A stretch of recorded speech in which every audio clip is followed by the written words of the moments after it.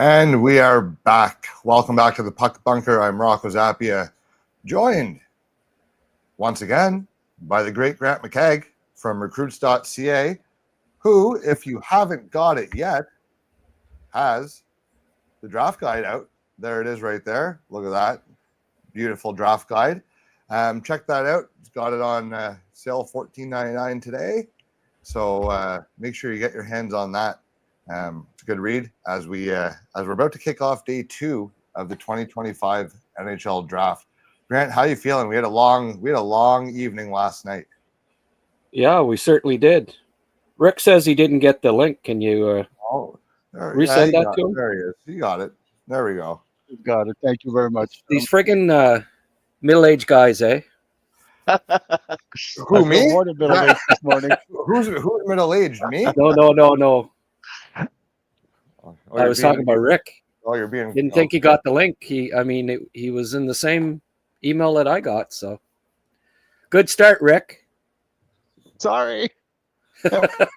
No Darren Boyce this afternoon. You know, he was graciously awarded the evening off of dad duty last night. He's going to pop in maybe at some point if he can. I know he'll be in the comments. Hopefully, he's watching along. I'm sure he will have some opinions, so we'll get his input if and when we can. And if not, between the three of us here, I'm sure there will be plenty of opinions to go around either way. San Jose's up first. Grant, I'll let you lead off. Any thoughts? I know you're going to pick Prokhorov till he's picked, but no, I'm just kidding. Yeah, maybe. Who do you think? Any inclination as to who San Jose might be after? I think they'll go defense. They they still need to build up the defense there, and top one on my. Funny, I don't have any left in my top 30, but Fiddler or Wang, maybe Carter Amico, one of those guys would be a good pick for them. If they want to go with physicality, Bedkowski would be a nice add for them. Obviously, you guys like a couple of like Sinichkas and Kettles would be. Yeah, those would be outside. The two that you didn't mention. But all the guys you mentioned, we have in our top 50. So like we're on the same page there. Plus Sinichka and Kettles would be the two guys that we also like in that group as well. As the candidates here. Now that being said, I don't know that I expect Kettles or Amico to be the pick right now. I think that might be a little early with Fiddler still on the board because he brings kind of a blend of what both guys bring to the table, honestly. So, we had him ranked very, very high. We had him ranked higher than anyone. He was one of our personal favorites that we knew we would rank a lot higher than he got picked. Maybe didn't expect him to slip out of the first round, but Blake Fiddler to San Jose would make a lot of sense for me, I think. Rick, what do you think? Oh, you're muted, Rick. See, I told you I sent him an email. This is clearly not my fault. I'll just Rick can work on that, but Amico was thought of as a first-round guy at the start of the year when he was playing by a number of scouts, and obviously the kneecap will affect his where he goes, but all accounts it's healed, and he's going to BU, I believe, going to play there next year. Wouldn't be shocked if he's the next defenseman off the board, although because of the injury. Who are you mentioning? Sorry. Carter Amico. Yeah. Rick, you got sound there yet? Yes, I do. Sorry about that again. Old man is trying to figure things out. Oh no, hey, rush job for you. I think Fiddler seems like the obvious choice if you just want to go with a balanced lineup. I don't think they have many guys who in their system that play like he does. Just really worry about the back end and let the other guys play their game. If we're looking at an outside chance, if they're really focused on maybe picking those kind of defensemen later, as some organization like to do, I could imagine an Eric Nilsson might be an option just because he's a really good two-way center and could focus on other aspects of the game and open up more possibilities for Celebrini and Smith and Misa to play their game, that will be a secondary options. I think those are the two things that San Jose could look at. And Amico would be interesting too, because you also have the option of, just being a bit more patient with him and give yourself the time. They're not in a rush to graduate anybody yet, because I do think they have a few defensemen coming up that will be starting to take a few steps in the organization, and you want to maybe give them a bit of time to gain experience before moving in another young guy. And you don't want to have too many young defensemen. And Montreal pulled it off really well, I guess. So it's an option, but I think those are what they're looking at. I think in San Jose, I wouldn't be totally shocked if it was a Nilsson, though. To be honest with you, I think he brings a little something that San Jose could use. Grant, I got a question for you. Someone sent a question here off topic a little bit. Looking for your take maybe on Shabanov from the KHL, who might be rumored to be a signing with in the NHL post-draft. I don't have a ton of viewings on him, but I would wonder if you may. Who? Shabanov. I don't really look at guys that aren't eligible for the draft too closely. I have to probably scout 500 to 1,000 draft eligible guys, so I'm the wrong guy to be asking about potential signings that aren't. If they ain't in the draft, I ain't the guy to ask. Sorry about that. That's okay. We got a friend of the show, New Wave Hockey, in the house. If you like draft coverage, go check out Link at New Wave Hockey. He's listening right now. Link? You got your boy Porter Martone. You must be happy. Go ahead, Grant. Sorry. Yeah, I just want to weigh in on what Rick was saying. I mean, a lot of guys have Nilsson in the 20s. A lot of NHL scouts, so he's going to be off the board soon here, and then sometime in the next 10 picks, I'm pretty certain. Murtaugh is also a guy that a lot of NHL scouts think was a first round guy. I wanted him put him in the second, but I do get influence from, I'm influenced by NHL scouts' opinions, and they all said, Murtaugh end of the first. So he might be another guy that obviously he gets a lot of exposure being on the development team, right? But if, Wang could turn out to be just a hell of a defenseman, and they might want to take a bit of a home run swing on a guy at this point. They have a lot of prospects. Another guy that I think, he's the highest defenseman I have on my rankings at 33. I love him. He was just the progression. Each time I watch him, and I got to watch Oshawa quite a bit here in Ottawa this year, and every time I went, I noticed another element that he had been obviously consciously trying to add to his game, looked a little more comfortable. The like how steep his development curve has been, like in the last couple of years, is nothing short of astounding. From where he came from, where he was playing at 14 years old, literally in China, and now he's, he would have been top 4 on most OHL depth charts. Oshawa had a particularly strong D-core last year, so he played a lot of third pair minutes, but that allowed him to adjust in some softer minutes. And by the time the playoffs rolled around, like, oh my God, he was closing on guys.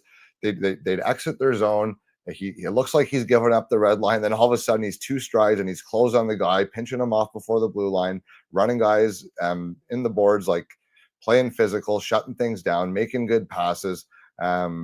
Showed flashes of offensive instincts, I thought, in the very limited opportunities that he had to control the puck in the offensive zone. The times he did, I thought, there's more than just a shutdown guy here. I think there's a guy who's a pretty capable puck mover when it's all said and done.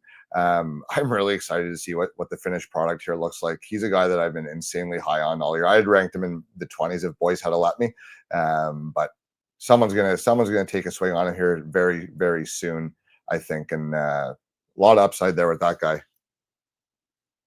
You're muted there, Grant. I think sometimes you maybe I tend a little bit to underrate bigger guys, because I always wonder, are you successful because you're that much bigger than anybody else. And Simon Wang's a big guy. And when I saw him, and the thing is also, I think also is that I a guy like him, I watched him. I think the last game I saw him play was mid-February, and I think there was some progression, as you mentioned, during the season. So that's why I probably have him a lot lower than other people. I think I have him at late second round. When I did see him, I thought there was just a lot of simple plays in the back end that were okay, but nothing enough to advance the play either. He was just banging it off the boards, maybe too safely, I felt at some point. But as you said, I mean, guys progress, and if you've seen him a lot more than I have, Rocco. You've seen him a lot more than I have, Grant. So maybe in March he was a very different player than when I saw him. We're limited by the resources we do have. But he's the kind of guy that I could totally see being picked by San Jose right now, because it makes sense, again, for the same reason as we mentioned other guys, is that you could be patient and give him more time. And I think he's going to Harvard, if I'm not mistaken. That'll be a good spot for him in 2 years, if I'm not mistaken. He's going to BU as well, just like Amico. Okay. And he may play another year in Oshawa too. So you could wait 4 or 5 years before you have to sign him, and be very patient with him. And it might take that full time, but at that point he could be more than NHL ready. And BU, as you know, is a great spot to develop young defensemen. So I like him as going somewhere in the next 10 picks. I believe he will, just based on the upside. I mean, that size skating combination that he has is rare, and teams always think that they can, get this physical specimen, mold him, develop him, and he certainly fits that category. If he was an NFL prospect, there'd be a team taking him top 20, and based on the physical elements, and just teach him, develop him. I wouldn't be surprised if he's under consideration at this point. When's the first pick going to be? Well, looks like they're settling in here now. I'd say in the next 4 or 5 minutes. Bettman's not going to be up on stage the whole time, hopefully. Well, I don't know. I just hope they don't bring out these guest picks. Like the amount of times I've rewatched the Utah pick where the Moncton Wildcats select Caleb Deoye. I was like, oh man, like, come on, practice the names a little bit. You felt a little bad for Winnipeg. Everybody's bringing these celebrities, and Winnipeg brings Eric Comrie. Nothing wrong with the guy. You got football, basketball players. You got Charles Barkley, and then you got Eric Comrie. I thought it was they bring out a python. They bring out a python from the Winnipeg Zoo to make the pick. Yeah. Grant, where do you think we're? Like my boy Link's a big Carter Amico guy. Where do you think he falls here? In the... Did he miss the last 5 minutes of the show, or what? Well, he's not the quickest. Okay, we did discuss him. Sorry that you missed it there, Link. Somewhere in the next 10 picks or so. Like I say, guys had him tagged as a first round guy at the start of the year. Not every scout, but quite a few. And he's got the size, physical, skating combination that scouts love. He's 6'5" and a quarter, 225. He showed up at the combine at 225. Your 18-year-old boy, 225. You would know about that, Rocco. You had a nephew about that size. Yeah, a couple big boys in my family for sure. San Jose is officially on the clock here at 33. So this looks like let's get it rolling. Getting underway. San Jose followed by Carolina. I'm gonna predict here. We're gonna see Blake Fiddler followed by Alexander Zurovsky. Yeah. Zurovsky's a Carolina type pick. I wouldn't doubt. I also wouldn't doubt that we start to see a few moves, teams trying to move up and stuff. We got a question from a good Acadian lad, Simon LeBlanc. Who you got for the Habs at 41? I'm just going to say Prokhorov if he's there. But Grant, any other options other than Prokhorov? Oh yeah, available. I think Van Sagi would be somebody that they wouldn't mind getting at 41. I know a lot of guys, a lot of scouts think he's going to go in the 30s somewhere, so he may not be there. But you talk about a bottom six. He's a pretty good bet to play in your bottom six. And anytime you get into the second round, we've just got want a player. You got to pick in Simon Wang to San Jose. Okay, I'm going to leave right now. That's it. I got something right. See you guys later. Like that Seinfeld episode when George, Yeah. Gets a promotion by dropping one good line per meeting. I'm out of here. Yeah, that's exactly it. I like that pick, obviously. I mean, we were just talking about I've got him 33 on my list and they took him at 33, so I'm not gonna complain about that. That it just makes so much sense for them to grab that type of player. What they also have what? Mukamadulin? We got trade. Montreal. Okay. Montreal trade. Oh no. Montreal's moving up. Okay. Who are they taking? I missed exactly what the trade is, but couple picks for a couple picks here. So it's looking like. So Montreal is on the clock. I think. Can we pencil in Daniil Prokhorov? Oh, I have no idea if they like him at all. I probably not. I'm probably way off. I mean, I hope I got my fingers crossed because it'll make me look smart, and that's not often that happens. So, but yeah, I have no idea. That would be my pick. They might go Van Sagi. They might. I think they're going to go size though, and we'll see. Maybe Zhuravsky. I don't know. I really don't know. I'm just glad they did it because I've been calling for it, and obviously, Prokhorov would be the guy. Zhuravsky. They got Zhuravsky? Zhuravsky. Okay. Well, hey. How do you feel about that, Grant? Man. What's that? How do you feel about that? Skill. Sorry. Best stick handler in the draft for me. I know I sent the powers that be a few videos of him stick handling there back in the probably in February or whatever. I never get any responses, but I send them some videos, and I'm sure they were already on him. But Nick's on top of these Russian guys pretty good, but from a skill perspective, you at this point there's probably not a more skilled player on the board. So I'm excited by that. Nashville. So what was the trade? Looks like it's 41 and 49 for the second to move up. Nashville made a pick. They picked Rombach. Did Montreal get another pick back, or just the? Oh, Nashville picked Rombach. I don't think Any interest in talking about the draft, or just Montreal? Well, you never did say who what the picks were. Just about everybody watching's a Habs fan, and you didn't say that part. Well, because I'm trying to find out, but I can't get a word in with you. So there you go. Yeah. Okay.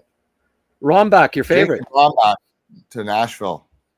Well, I've got Rombach at 53, so a solid second round pick in my estimation. So, I mean, I like him better than Kettles, so I don't mind that pick. Yeah, he's pretty highly regarded, big boy. A little high, maybe a little higher than expected, but if you like him, you take him. So, yeah, I don't have too many issues with that pick. I'm going to pick a stay-at-home defenseman, pick one who's 6'6", right? Well, part of it is that he moves fairly well for a guy who's 6'6". He uses his reach well.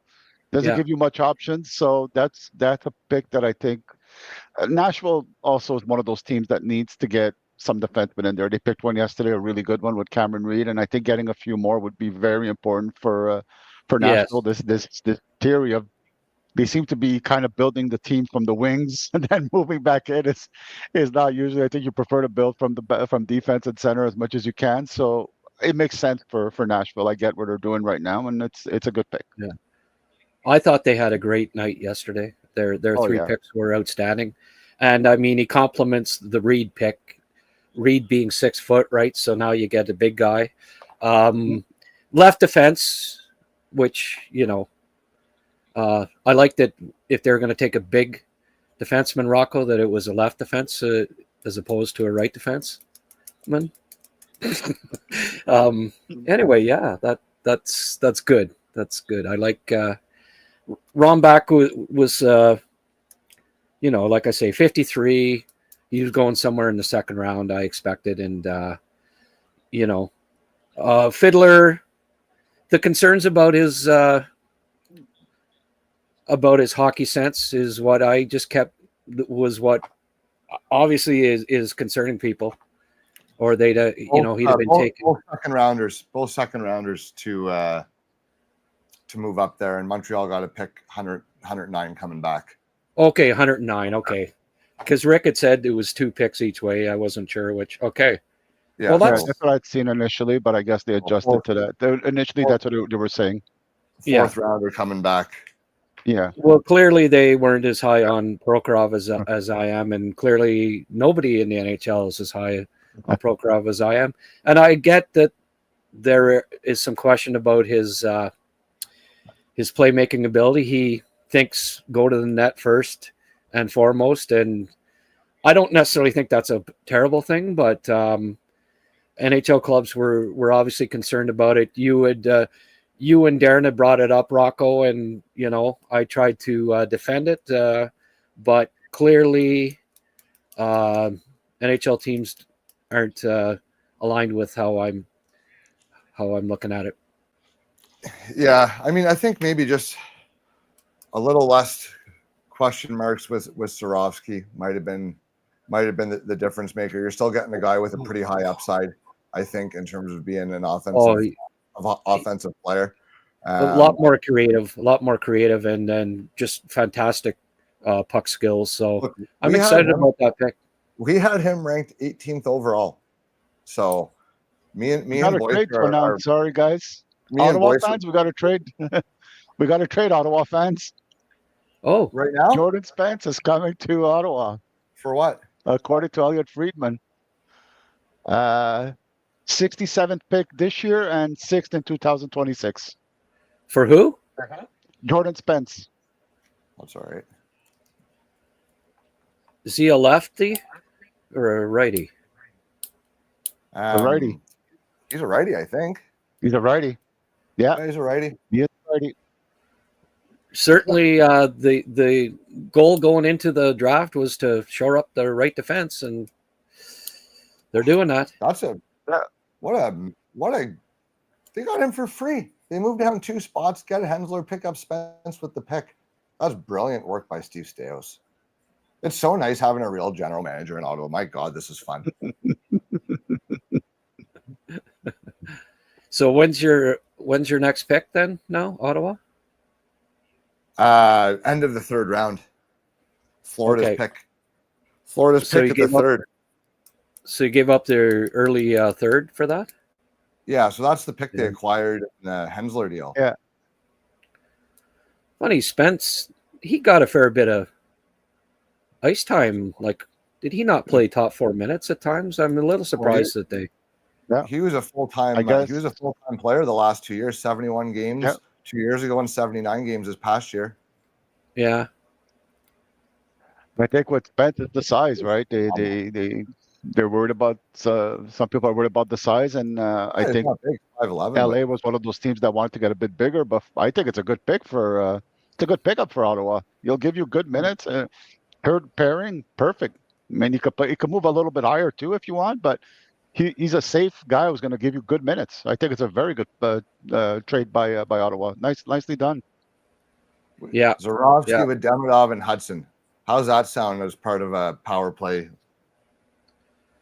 Yeah, well, we We got. I don't know that Jarosky's who's he going to replace on the first power play, but yeah, I mean, so Seattle just moved this pick now to, or Seattle acquired this pick from Philadelphia. So Seattle's on the clock now. That's why it's taking a while. They did a trade. I'm not going to be able to keep track of all these trades, but the okay. Am I frozen or? No, you're good. Okay, Rocco's frozen. I mean, that's fine on my end. I just want to make sure. Am I? Yeah. How's that? Better? Oh yeah, I can't even see you now. No, it's perfect. Even better. Yeah. Oh man. So Seattle picks defenseman Blake Fiddler. Blake Fiddler From Midland. Seattle. Hey, you gotta like what they're doing, eh? Gotta like they that needed. They really needed to shore up the. How's my face now? Can you see me again? No, you're black. Yeah. Lock screen, eh? All right. Yeah. I may have to hop out of this and hop back in, which is fine. Okay. Well, we'll hold the fort here. Fiddler. Yeah, I like that pick for Seattle, on, as you said. You can practice your hosting skills here now. Oh yeah, Rick. Now the nerves are kicking in. Yeah. No, I like that pick for Seattle. It gives them what they need.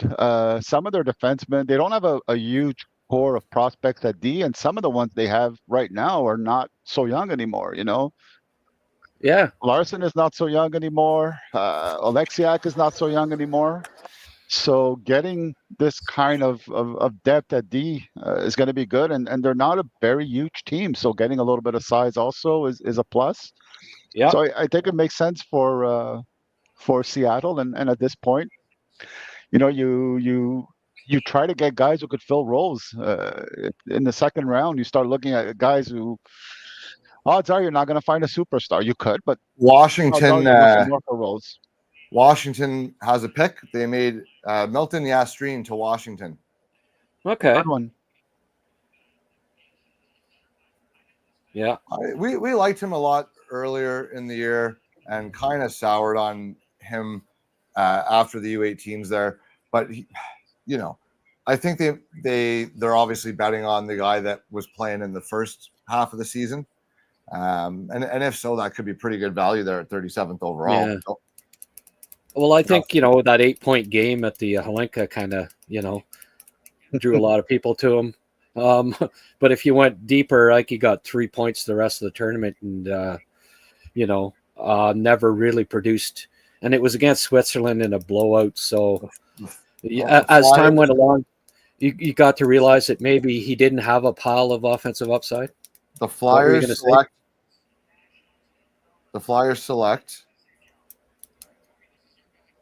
Carter Amico. There you go, Lane. Guys there. I thought he was going into 30 somewhere. Okay. They're really building a Rick Tocchet type team at this draft, right?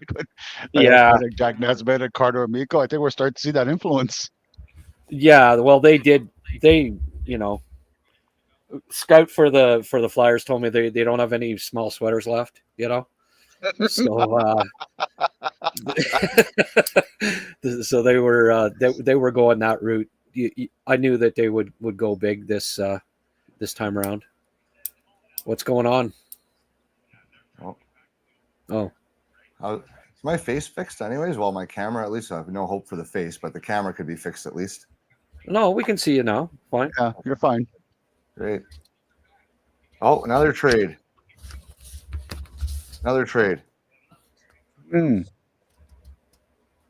Buffalo trades. Pick 39. And Connor Clifton to Pittsburgh for Timmins, Isaac Beliveau. And Pittsburgh's on the clock. Oh, and they get the pick. Okay. Huh. Connor Timmins? I lost track of where he was. He was in Pittsburgh, was he? Yeah. Yeah. It's another suitcase. So they get Clifton and 39 for Timmins and Belleville. Sounds like it's more of a salary dump for Clifton almost, because Buffalo's not really getting anything in return for trading that pick, right? Montreal. So I had Zurofsky 24th overall. So moving up to get him, where did you have him, Rick? Zurofsky, I might have had him. Peyton Kettles to Pittsburgh. Peyton Kettles to Pittsburgh. All right. There we go. Congratulations, Peyton. Top 40 pick, just like we fucking predicted it. Yeah. I had Zurofsky at 31, by the way. No, there will be no Peyton Kettles slander on this show. Not now, not never. Yeah. What a pick. What a player. Yeah. Well, just because they're picked high doesn't mean they're any good. We'll see. No, every other pick this round was good, though, except that one, for sure. So far, yeah. Yeah, okay. That's definitely a reach. Yes, not at all. Not at all, dude. I've talked to multiple scouts who had him in the second round, and obviously they agree because he just got picked. So. Scouts, what? Looking in the mirror? Well, obviously we were right about it because he just got picked, so can't say much now. You're right about what? You had him in the first round. We had him in the 30s, dude. We had him ranked 30, 30, 35, 34, something like that. Yeah. Within 5 picks of where he went, I'd say we kind of nailed it. Well, I mean, you nailed it as far as where he got picked by a team, but that doesn't mean anything, Rocco. Well, like you look back at the draft in 10 years. You look back at the draft in 10 years and you see who was good. Like, I can brag about being ranking a guy where he got picked, like Kotkaniemi. I could, oh, well, look, I ranked him 3rd overall, so I must have been right. Well, I get told almost daily by you that I was wrong with that. So, it's you gotta give it time, and we gotta see. But no, good on you that I was told that he was going in the second round. Every scout that I talked to that said he's going to go in the second round, but I wouldn't take him there. And now that doesn't mean they're right. Doesn't mean you're right. Time will tell. They, I like what Pittsburgh. Actually, I'm not crazy about Pittsburgh's picks so far. I know I had a scout tell me that I couldn't understand their picks. What they got Kindle at 11. He was ranked, by most people around 20. They got who was their second? Oh, Zonin and Horkoff. Zonin. Most guys I know have him ranked in the second. Kettles. Most guys have him ranked in the third. But you had a different. So, those would have been, aside from Kindle wouldn't have been my pick there, but the other 3 would have. Right. So they're watching your show more than they're watching mine, clearly. So, and time will tell how that works out for them. What do we think about Jack Murtagh at 40th to Philly? Pretty good value. To Philly? Yeah. Yeah. Again, that's not a surprise. Carolina with a Russian at 41. Which one? Frolov, the goalie. Okay. Nobody's going to pick Prokhorov. Eh? Well, that's pretty funny. Don't get picked here. It's still early. Frolov, I love that pick. I knew Carolina was taking a Russian here somewhere. I knew Zurofsky was going 34. I said that last night when Carolina traded out of that pick, but I didn't think it'd be Montreal. I thought it'd be Carolina taking him there. But so that's Montreal's pick at 41. So Frolov. So you could have had Prokhorov there. Malcolm Spence, what the hell is going on? Yeah. What the hell is going on? Islanders got to take him now, right? They're 42nd overall. They have to take him. Schaefer's teammate. I'll tell you what, if Islanders don't take him right now after drafting Schaefer yesterday, something's up. Right? I think. He's going to friggin' MSU too. I mean, Jesus. I don't know. I'm a little perplexed about that. But hey, all you got to do is have one guy higher on your list, right? And guys, there's always guys that drop, I mean, I know for a fact there were teams that had Prokhorov in the first round, but sure. If they had another guy, I bet you every guy that's picked right now up to this point and probably up to pick 50 will have had at least one team rank him in the first. I had one scout tell me they expected Prokhorov to go from 12 on. Yeah. So it backed what I thought I saw, and then he was a wild card he's the biggest wild card of this draft, though. Absolutely. If I may, gentlemen, we got another trade to announce. John Gibson is going to Detroit. Josh? John, the goalie. The Islanders are taking a pick right now, too. The Oilers not. There you go, Grant. Daniil Prokhorov to the Island. 42nd overall. Boy, the Islanders are having a good draft. And yes, yeah. They got 4 guys in my top 13. 4 guys in my top 13. The New York Islanders need to hire Grant McCagg. Montreal Canadian fans, I got some disappointing news. Grant McCagg will be taking his talents to Long Island for next season. Exactly. Although they don't even have to hire you now, they just watch your show and you're scouting for him for pro bono. We don't like that. We gotta make Islanders brass. They must have Islanders brass must have gone and got their copy of the draft guide. I'm sending my resume to Darsh tonight. After this, Matthew Darsh, Jordan Spence. Why are they announcing that here? Oh, they're announcing that now. We're way ahead of you, Bill Daly. Come on, we broke that trade. Rick broke that trade a while ago. That's like the NBA when they put on the cap and then that's how stupid is that when they draft guys and they put on the cap of the team that they traded.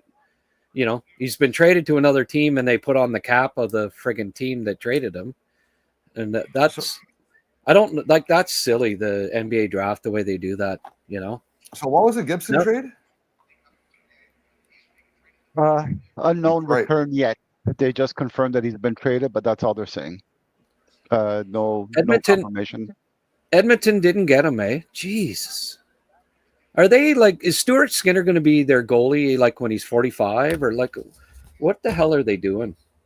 There was Gibson said yesterday or 2 days ago that he was willing to go to Edmonton and they still don't get him. It's for Gibson. It's Mazurek and 2 picks. I don't know what the picks are. Okay. Malcolm Spence to the Rangers at 43. Geez, those New York teams know what they're doing.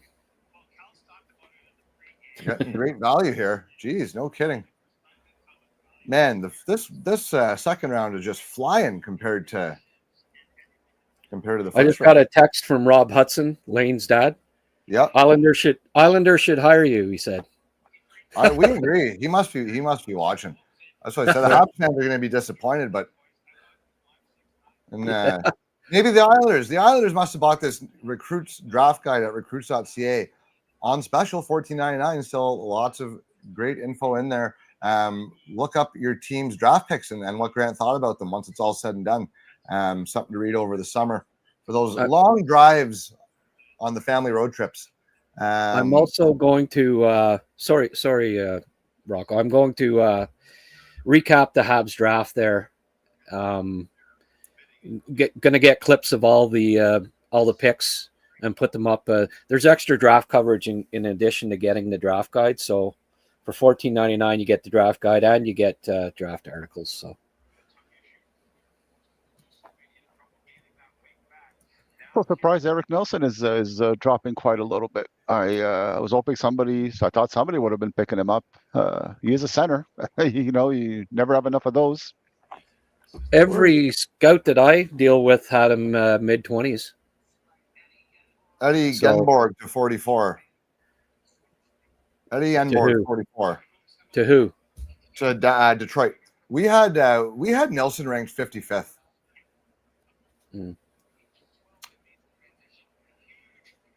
Now I liked him a little bit higher than Boyce did. I had him. Where did I have him?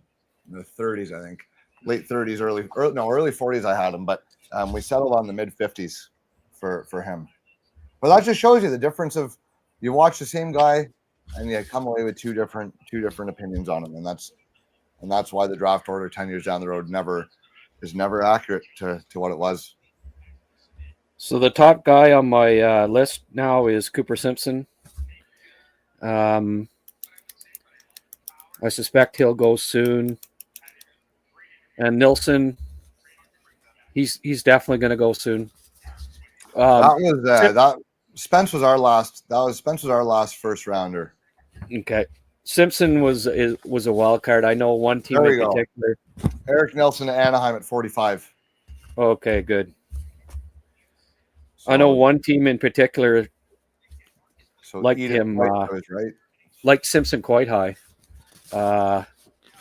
They have another pick. I wouldn't be surprised if that's who they snag at this point. Who's coming up? Who's drafting next? Who's next? Tusks up for the Mammoth at 46. Okay. Who do we have best available still? Kerbin Limitov. It might be Kerbin Limitov o'clock here, or Sinichka would be my. I don't think Anaheim's has not historically been very high on drafting Russian players. I don't believe. It's not Anaheim. It's Utah. Anaheim took. Sorry about that. Anaheim just gave the pick. Sorry. I think Anaheim took Nelson. I think they might be a little gun shy after taking Simashev 6th overall to be taking Limitov. Maybe I'm wrong, but Wozniak maybe. Van Sage, Hopkins, Bidkowski. Van Sage be good. Yeah. McKinney's going to go soon too. He's a pretty safe bet to play. Yeah, we have him in the next few picks as well.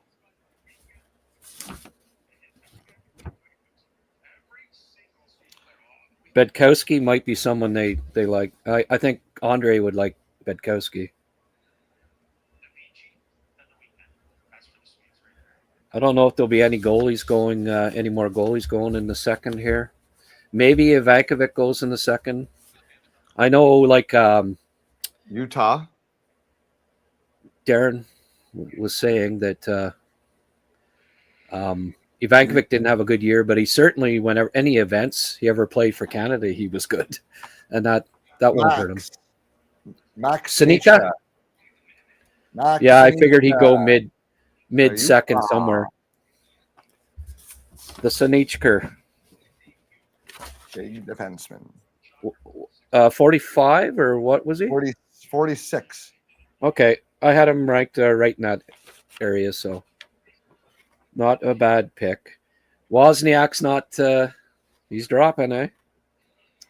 I don't know if he's dropping. I think these guys are just all maybe worth picking ahead of him. Yeah, but I mean, going into the year. Oh yeah, fall from grace for sure. He was a consensus first round pick. Not that there is a consensus in fucking August, but he was in everyone's list in August as a first rounder. So yes, he was top 10. He was top 10 on a lot of lists going into the year. Him and Frondell were quite a pair last year as underagers. Ryabkin's the other guy that was top 10 on a lot of lists going into the year. He was top 5. We didn't even put him in our top. We didn't even put him in our top 64 plus honorable mentions. I ranked him at 56, but Vancouver takes the goalie Medvedev out of London. Yeah, I kind of thought he'd go in the second somewhere. A lot of potential there. Yeah, sure, certainly. Apparently, he's still growing a little bit too. Yeah. But every goalie is still growing the day of the draft, right? Yeah. Medvedev for Vancouver.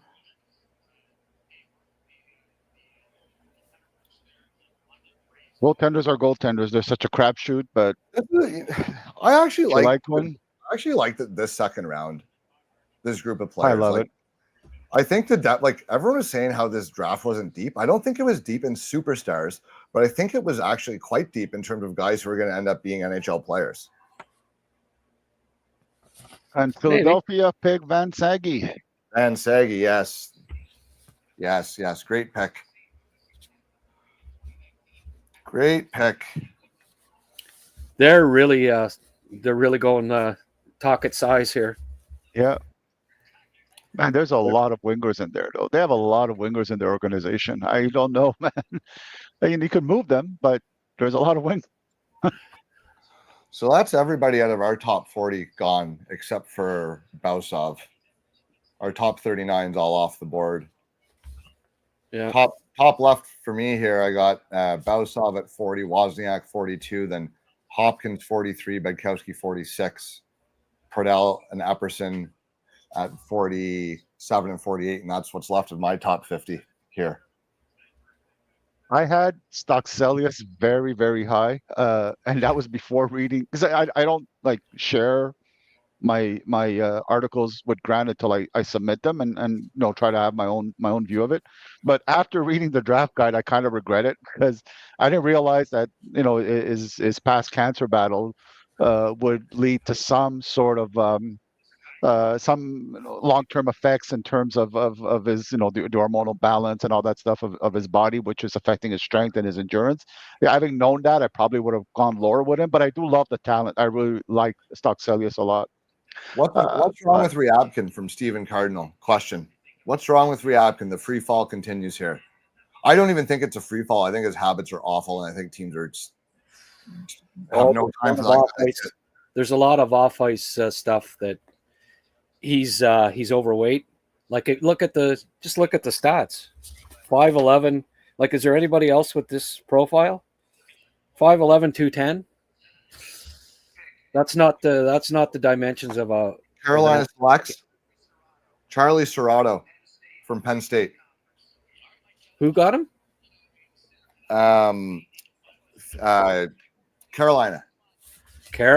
They always go off the board, eh? I had him 85, so I like him. I got him as a mid third, so that's not outrageous for me. He's a redraft pick, a re-entry.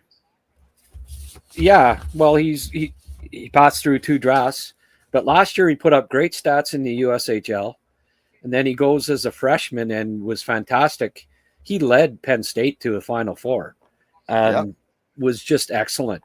He's guys just finally said, okay, they doubted it still that he did it at the USHL level, but when you step into college and you're still a high producer and as consistent as him, I expected him to go in the third, but that doesn't shock me that he went in the second either. Brash balls.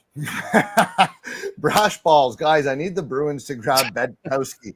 2 more picks. So you hold those puppies tight there for a minute, and you just wait 1 more pick and see if they happen. Those puppies. He seems like a Bruins type guy. I wouldn't put past. Who do I think the Bruins will take here?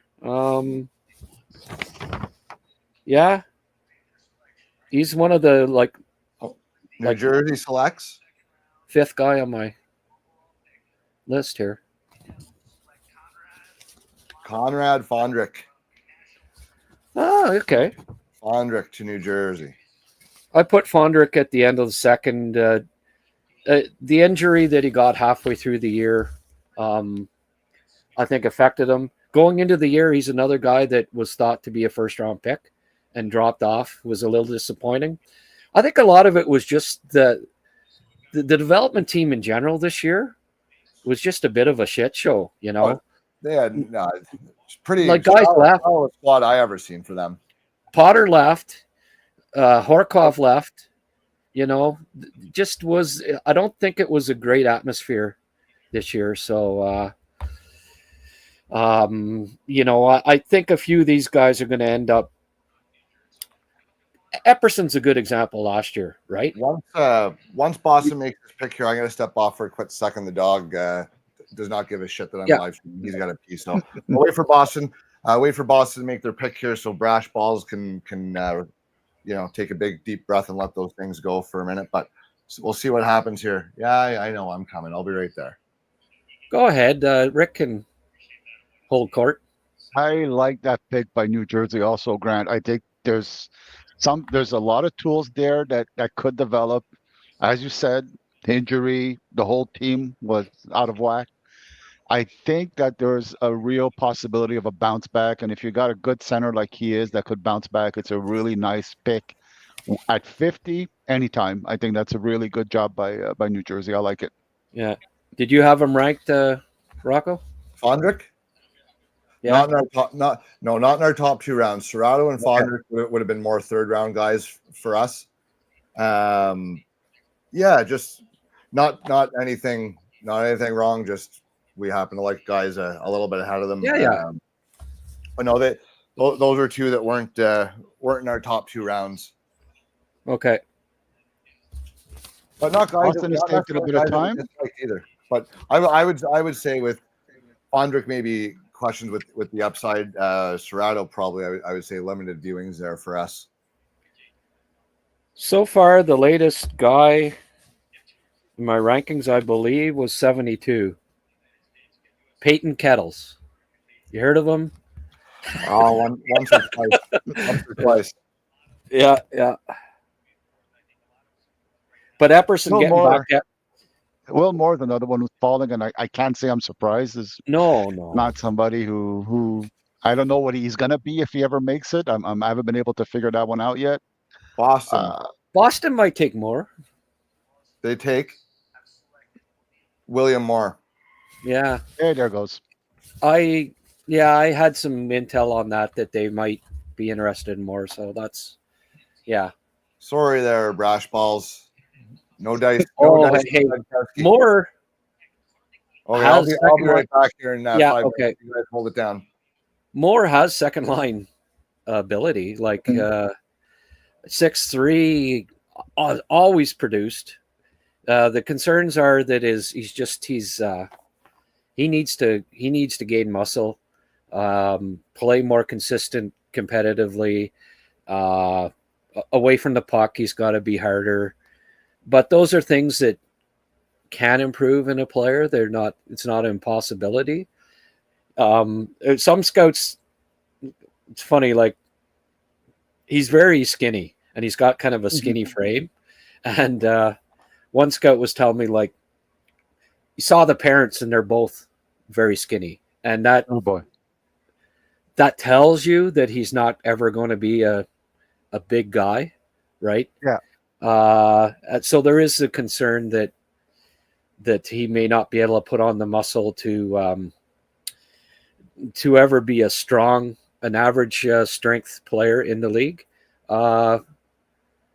That's when you get to this point in the draft. Exactly. Take a flyer on a guy that definitely has middle line upside. May end up on the wing, but that's fine. Maybe. He's,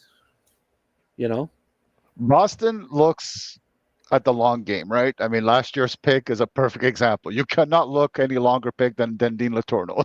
that was not something they were looking short term. And I saw him play. He's coming together, but man, that production was worrisome last year. 3 assists all year, man. I know he was playing a limited role, but geez, man, that worried me a lot. Yeah, for sure. Theodore Alquist. I get it. Okay, I had him ranked 51, and they picked him at what? That pick was at 51, I do believe, if I'm not mistaken. I'm going to give you a quick update. 52, actually. He was picked 52. Okay. Yeah. And who took him? Minnesota. Oh, okay. Their first pick, eh? I believe that is their first pick. Yeah, they gave up quite a lot to get the defenseman Jiricek from Columbus. St. Louis? Oh, David Jiricek. They traded David Jiricek. Yes, You're that's right. the one. I had him at 56. I had Theodore Alquist. 51, 56 is all in the same ballpark. So yeah, that seems like it's where it should have been picked. Yeah. Where's Cameron Schmidt going? Well, that's a good question. Wow.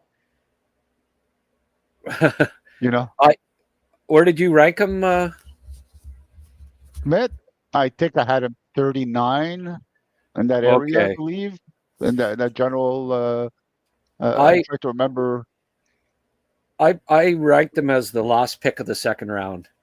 In other words, you get him in the third. Yeah. Yeah. But hey, there's some goal scoring ability there for sure. But there are some things that happened. He he said some things that he shouldn't have probably said to coaches and the like, and that hurt him at the end of the day. So I really, I don't know about that. I think he's probably going to go in the third because it's every scout I talked to heard that he had some character issues, and when you're 5'7" and you have character issues, I don't care if you score 60 goals, you're not going that high. Well, it's difficult for a guy who scores a lot and who's just a goal scorer, and to have that attitude in a locker room. It's got to be difficult because not only are you like, it's the attitude that gets to you, but it's frustrating when I'm looking at the guy next to me who I do all the work in the boards. I get him the puck. I get hurt. I get him the puck. He only thinks of scoring, doesn't worry about the rest, and then he gets all the glory, and I just stand there going, "Well, I got nothing for this," like no recognition. And I think you really, when you're a goal scorer, it's almost like you better be especially nice to the guys around you. That when you're an undersized goal scorer, and that's all you do, you better be really nice to the guys on your team because they're making it possible for you. Yeah, a couple of guys they're talking about O'Brien, Higgins. Right. Yeah, I thought O'Brien was going to go to Boston too. Martin, if he was there, I don't think they'd have passed on Martin. But hey, Higgins had played in Boston College. It's not like it's not like they didn't get a pretty good read on him. And that's a good point. That's a good point. Inside out. Grant, 2 excellent picks back to back, in my opinion. 53, San Jose picks Cole McKinney. 54, Calgary picks D-Man himself, Theo Stockselius. The stalker. The stock man. I had him 61, so that's about right. Yep. As guys were saying, like, I mean, I don't think he has what is it? Is thyroid? Yeah, it's thyroid. You told he doesn't have it, and it affects your stamina. And what they were finding was at the end of games, he just didn't have any strength left. And you wonder at the NHL level, he might be a guy that they have to kind of be careful with, and back to backs and that, maybe sit him the odd one, so if I may, that's what makes your draft guide like the best in the business, if you ask me. Like I am 23 because of his talent and what I saw.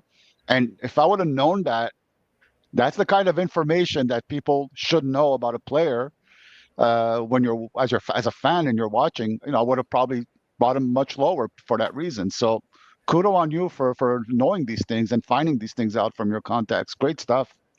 Thank you. Yeah, I mean, I had O'Brien ahead of Higgins, and Brash Balls keeps weighing in here. I mean, he's being brash, right? And at least he's got the balls. At least he's got the balls to do it. Yes, sir. Yes, sir. No, I don't disagree. I would have taken, but James Higgins. I got told by somebody in the in the Bruins camp that they need skill. They've been drafting, for years. They drafted the Trent Fredericks of the worlds. Their first round picks were typically, big two-way third line kind of guys. I'm trying to think of the guy 3 or 4 years ago or 5 that they picked in the first round that surprised everybody, but he did not have any more than third line upside. And I think, with Krejci and Marchand and all of this skill leaving, Bergeron obviously, they realized that they have to pick up some skill. They're always going to have the Boston Bruin type players in the lineup, but it's Beecher. Thank you. That's what I was thinking. Yeah, Beecher was the guy. So they, I think that they made a point this year of going after skill.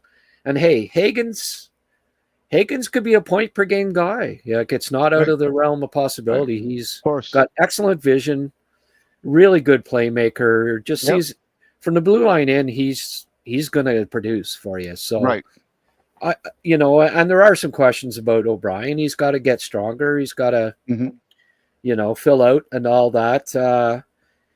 He had 41 power play assists, so there is some question about, is he going to be a top 2 center or even strength all the time? He's not a lock. So I had them 7. I had O'Brien 6 and Hagen's 8, but they were close for me. You could have flipped the other way. Yeah. Well, I had Hagen 5th and O'Brien 6th, so it's the same thing, right? Like mega. I could see both sides. I could definitely do that. The draft seems to be at a standstill. I am not sure if our friends in Nashville are looking at another trade, but right now we seem to be stuck at our friend Theo. Cole McKinney for San Jose, Grant. I mean, again, going back to my argument for Eric Nielsen, going to San Jose a few years ago, Cole McKinney could play that role, right? Mostly focus on the defense, puck retrieval, play a hard game. I really like Cole McKinney. Perfect pick for them. I think they had to balance things out and get some two-way forwards to balance out what I think is an organization with a lot of guys that aren't known for their defense. Right. So the Quentin Musties and the Will Smiths and so on. I like that addition. I think that they're doing good things this draft. Class. I agree with you on that one. They seem to have a plan, and it's a plan that makes sense. They'll be an exciting team to watch. Our good friend Simon is a huge fan of theirs, as we know.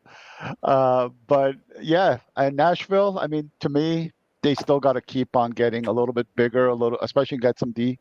I don't know what they're looking at. Betkowski might be a nice pick for them, actually, to bring you something a little bit interesting for them. But our, maybe our friend Mads might be another. I expect him to go in the third. Yeah, I expect him to go in the third somewhere. I mean, he wasn't even invited to the combine. Okay. So I really think that you're looking at him going in the third. Okay. Simpson, there. I mean, I get it. There are only some teams, and he's out of high school, right? And it's rare. I mean, I'm with it on at least one scout that liked Simpson more than West. So the fact that West went in the top 32 and Simpson still hasn't gone, I'm a little surprised. But it's all it takes is liking one guy more on your list than him dropping. Luca Romano's probably somebody that goes soon. Oh, I like him too. Yeah, I was a fan of Luca. I got him in the early 30s. Nashville traded their pick to Vegas. I'm not sure what the return is. I guess it's just a flip of picks. So curious to know who Vegas identified as a player they really like. Yeah. GJM has mentioned some guys that I don't think are going to go anytime soon. Beauchene probably goes third, fourth round. Chandler, I don't know. Jelena, maybe, but I wouldn't be expecting those three to get drafted at this point in the draft. Yeah, I like Beauchene's individual abilities in a sense, but I just don't know what he is. I haven't figured that out. Every time I see him, it's he does a little bit. It's okay. Yeah, he's not. He's a little undersized and no special quality to his game. Right. And if you're 6 foot defenseman, there needs to be a dynamic skill in your game. But I like his competitiveness. He's a character kid, and he's going to get picked somewhere in the top 4 rounds. It just may not be for a while yet. So Vegas picks Wozniak. They go with the enigmatic winger. That Vegas is not afraid to go for that type of player. Yeah, I'm trying to think who they picked last year. That Trevor Connolly last year. There you go. Yeah, Trevor Connolly. They don't mind being a little bold. Right. But I mean, they end up trading away the pick anyways as a rule. So, but he does have the tools, right? But I don't know if because the complaints of him not always being involved or being a little bit peripheral and just kind of sometimes being lackluster has been going on for years, and that hasn't changed. So I wonder at this point if it ever will, but maybe you accept him for what he is and say, he'll give us some secondary scoring, and we know there's going to be games where he's going to maybe frustrate us, but we're getting some goals out of him maybe, and that makes sense. I think if you accept a player for what he is instead of what you'd like him to be, it makes sense. So Tampa Bay Lightning are actually they actually have a pick. I'm always surprised when Tampa Bay have a pick. Wow, usually, the first two rounds. That doesn't happen. The scouts must be confused. The Leafs and the Lightning. Oh man. What's the deal here? Like Rocco and Darren have a podcast, the Puck Bunker, and neither of the sons of bitches are here. I know. I think. Well, let's start up a podcast, and we don't even have to be there. And other guys, man, oh man, I just realized Zada for Tampa Bay, Ethan Zada. You know what? I was just looking at Zada. I got him at 49 right after Wozniak. Oh, there he is. Must have heard. Ears must have been burning. I was just telling them there. That's quite a setup you guys do. You start up a friggin' podcast and then you don't even, neither of you are even on it. Let other guys friggin' run it. Like, you're on mute. We're just here to let you run the show. We're I mean, it's a smart move, but I'm just wondering, what the hell's the deal here? Marco, where do we send the bill? I don't like your chances of getting paid for that. We'll call it that. We'll call it hours already worked. Mm-hmm. Marco, you'll be happy to know no right-handed defensemen have been picked since you've been gone, so you're okay. I mean, other than Belsov, really, they got the ones that we liked. Yeah, the ones that we liked went early. Oh, Bedkowski. Bedkowski's. Yep. Okay, Philadelphia's next. They're picking him because the way the draft has gone for them so far this year, they're going to be picking Bedkowski. It's either Bedkowski or Simpson. I would bet it's one of the two. Okay. Matthew Guard. Good boy. Matthew Guard to Philly.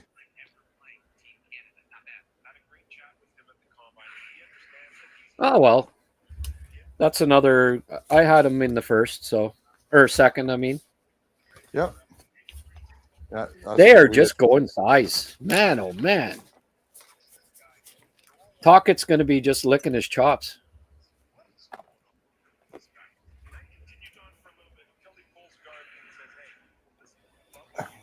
McKinney.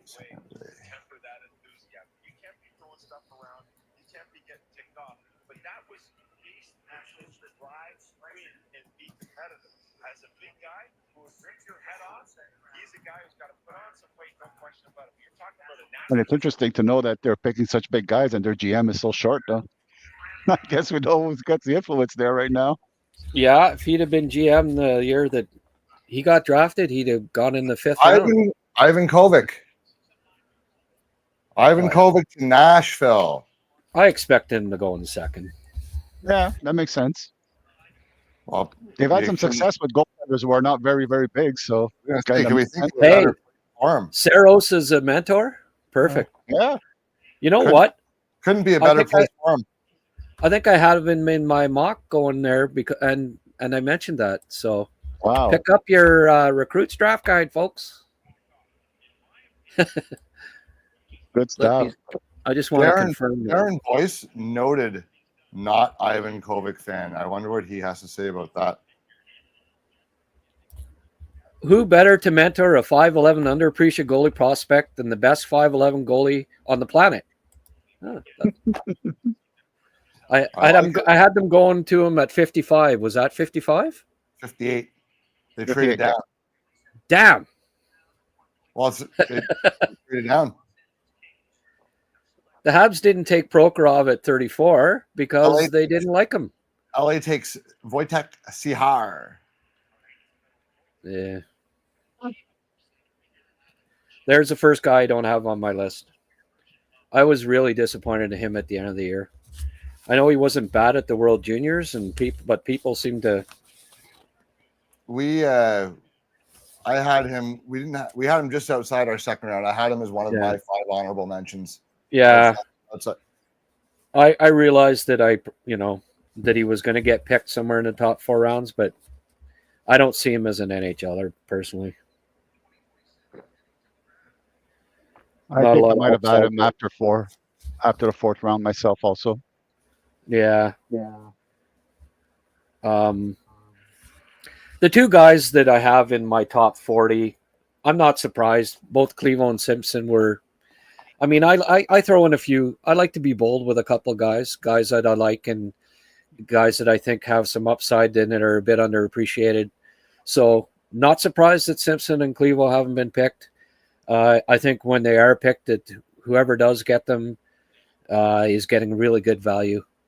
Luca Romano, I suspect he's going to go soon.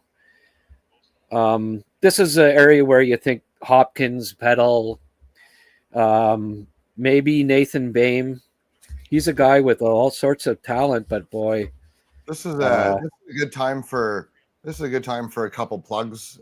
Check out recruits.ca, get Grant's draft guide, and check out his takes on all of your favorite team's draft picks from the 2025 draft that are in there.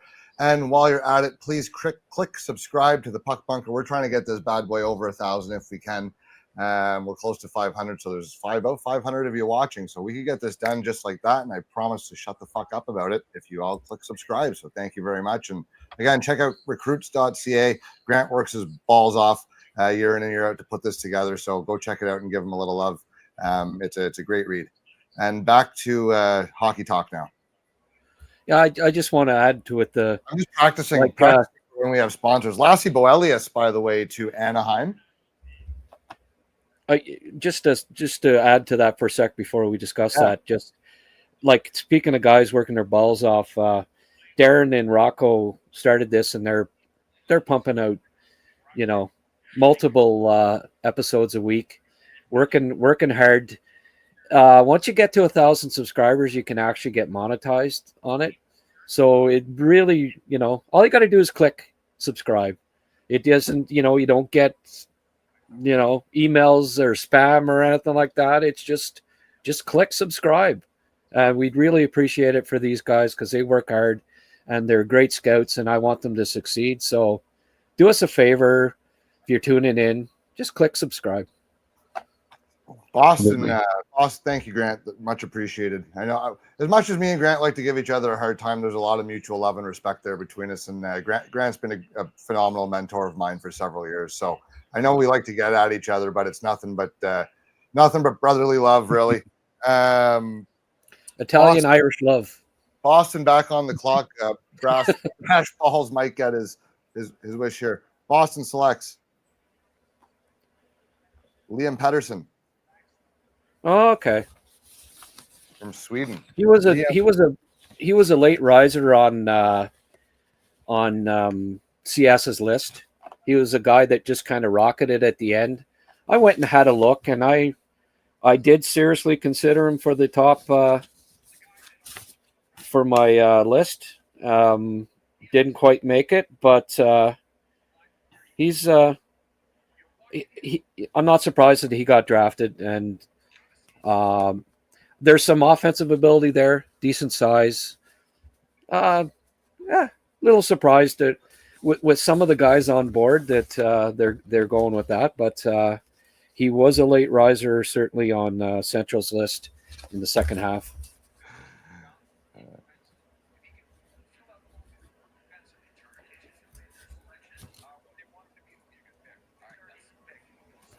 Carolina. We got to take Limitov here, right?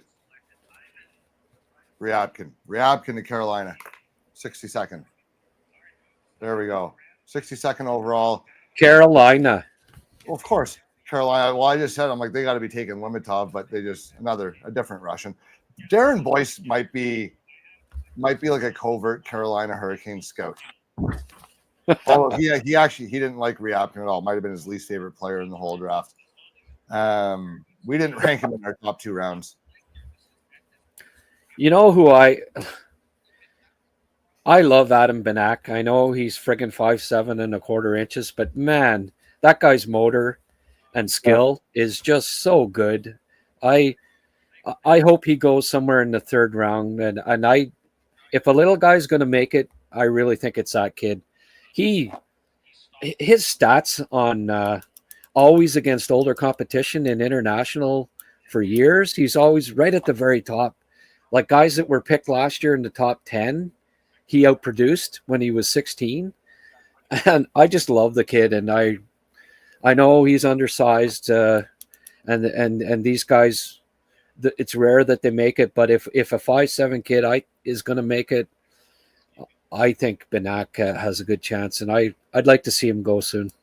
So would you take Benak over Cam Schmidt? Absolutely, yeah. What about that made you go that way? Oh, you may not have been. You were away when we were chatting about Schmidt, I guess, right? Yeah. Ben Keevan to New Jersey while we're at it. Okay. There's some serious character issues with Schmidt that I caught wind of as the year went along. Okay. Would be the main reason. So that bumped him down quite a bit then for you. Well, when you're 5'7" and there's character issues, no doubt. You're not going in the top 2 rounds, you know. What? Sorry, who was that again? Ben Keevan to New Jersey. To Jersey? Yeah. I got Keevan somewhere around 90, I think. Limitov, your boy Limitov hasn't gone yet, eh? That's Darren's boy. Your boys? That's Darren's boy.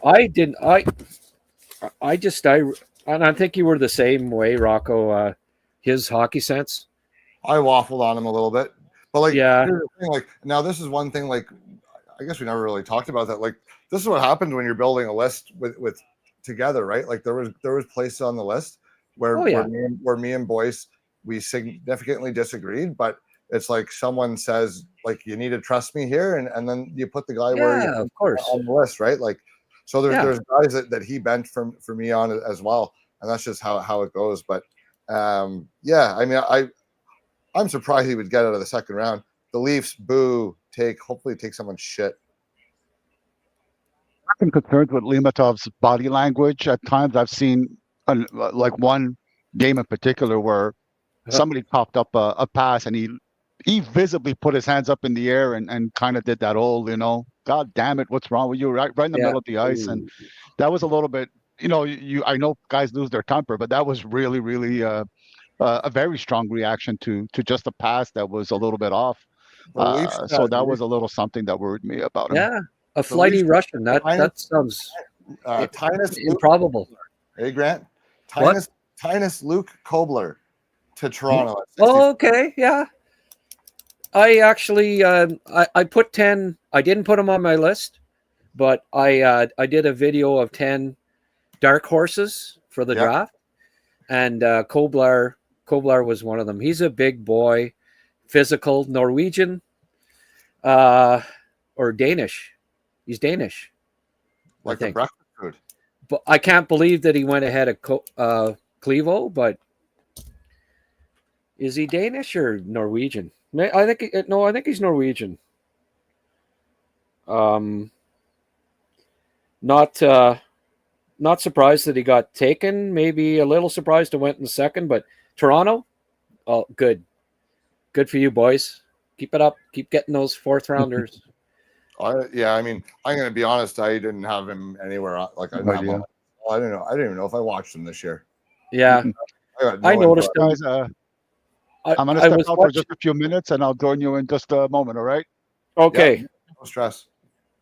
I was watching some U18 international events. Beer here from last night. I forgot. You do, eh? Yeah. Well, I packed a cooler for beside my computer desk last night. Oh, perfect. Can you pass me one?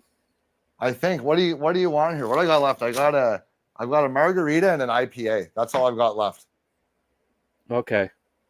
Any So you preference? got it like a Keys? No, like a hipster IPA. Okay. Yeah. They already have up that he's drafted by Toronto. They're pretty fast. And of course, it doesn't have his friggin' country of origin. Well, because I think he's a bit of an off-the-board pick here at 64. Pretty sure he's Norwegian. Just want to double check. The Kobler Elf. Can we go with that nickname? Yeah, he's Norwegian. The Kobler Elf to Toronto. I like that. Yeah. He's a big boy. He's physical. He played in the Division 1A U18s and good two-way center. There's some potential there. I don't hate that pick for Toronto. I just think it might have been a little high. Ryabkin 62, eh?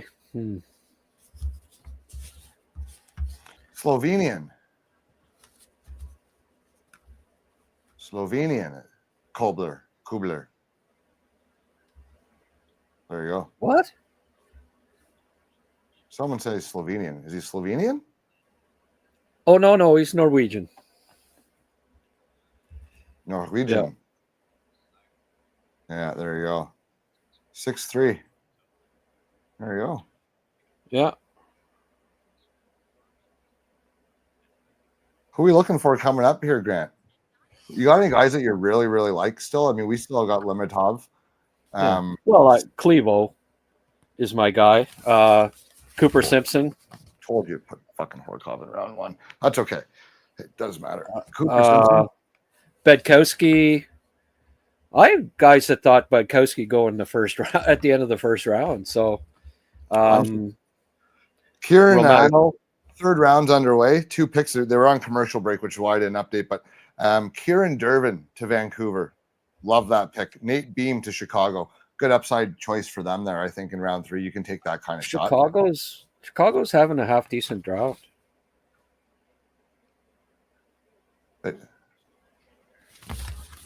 Okay. I had Beam at the end of the second, so 59, so that's right around. Sorry, what was the first pick? Kieran Dervin. Little disappointed in him at the end of the year. I thought in the playoffs he was disappointing, but good size, good skater. First game I saw him in Kingston really impressed me, and I never saw it again. But yeah, I don't mind. I had him 102, so anywhere after 60 is fine for him. Not surprised he went in the third round. Go on up. Just I like playoff. I like guys that show up in the playoffs, and he maybe he was out of steam, right? You know, played St. Andrews College all year, and at that point, probably wasn't used to the grind of an OHL playoff series, right? It was also pretty limited minutes there. He wasn't getting a ton of time. Yeah. Just didn't see a lot from him at the end of the year. But it may have been strength related, just not used to playing. You know, the OHL playoffs, you go from St. Andrews College playing once or twice a week at the most to, you know, an OHL playoff series where you play 5 games in 7 nights or whatever. Yeah. I could see where it would wear you down. No, I you hear. know who what's that? What were you going to say? Jeremy Larange. Did you ever get a look at him? Sherwood Park? No. He's 5'9", but he had 105 points in the BCHL. And really? Unbelievably skilled. I don't know. I think he's every bit as good as Bradley Nadeau, who went early second round. And do you like him better than Veilleux? I do. You do. Philippe Veilleux. Yeah. LA's taking their sweet time here. There must be a trade coming up. Could be. Who else would be kind of a cool pick at this point? Guys with some upside. Well, Limitov's got to be coming up soon here. I think Hopkins. We like Hopkins. I think Hopkins would be a. I'm surprised that Hopkins didn't go ahead of Dervin, to be honest with you. Yes, I am too. Malte Vass, he's likely to go soon too. Pedal. Pretty multifaceted player. Absolutely. Rick's Owen back. Griffin. It'll be interesting to see where Griffin goes. He led the OHL in playoff goals. He's certainly not getting the rise that Cowan did in his playoff year, but he's a pretty skilled player. 5'9"3/4 is hurting him, obviously, but I think Griffin goes somewhere in the third round too. Yeah, and that's a good spot for him, I think. He was. You know what's funny? Like I mentioned, I noticed Wang, like Oshawa played in Ottawa so much, and like I honestly really didn't notice Griffin much the first time. No, first couple times I watched him, and then I see his playoff games. I'm like, this is literally not the same player. I honestly didn't even watch him really the first time that I saw him in Ottawa. Then I'm in the stands and I go talk to Beckett Seneca, who was sitting out for a suspension, and he said, "You got Griffin on your list?" No. Oh, well, he should be on there. Okay. Next time I see Griffin, okay, yeah, I see what you're saying. And then the playoff he had was just incredible. He was fantastic. He was driving the play, getting to the middle, being creative, finishing plays. Like, which way do you want it? He was. Yeah, for sure. Definitely. Bedkowski hasn't gone yet, eh? Oh, LA still hasn't made their stinking pick. Charlie Trethewey has had quite a drop. This would be about Owen Griffin. Saw him in Oshawa versus Barrie in the playoffs. Kid his lights out. Yeah, he was great in that series. Like we were just saying. He increased his stock as much as you could. In those OHL playoffs there, I think. Talking about Griffin still? Yeah, for sure. There was a trade. So Carolina just traded up. They're okay. So now Limitov's going to get picked, I'd imagine. I don't know if they saw that same thing that Rick did. He's not going for another round, at least. I'm just surprised Carolina moved up. They always tend to move down. They like to play the analytics game and try to get more picks later on. But so they must really, really like somebody now if they're moving up. I mean, they moved down from 28 to 34, right, to start? Right. So, or 29, whatever it was. I think they did it 3 times last year. I have Limitov 101, so I'm certainly not thinking, oh, he's got to be the next pick. But you never know. It's Carolina. It's Carolina. Or maybe they're taking Cam Schmidt. That would be a Carolina pick right now. Oh, yeah. Cam Schmidt and Justin Poirier on the same line. Let's make it happen. Intimidating in the playoffs, eh? They'll just keep getting to the second or third round every year. That's fine. There you go. Come on, let it be Adam Benak. Let's go. I would never. He never did. Boy. Guess who it is, boys? Who is it? Urban Limitov. There we go.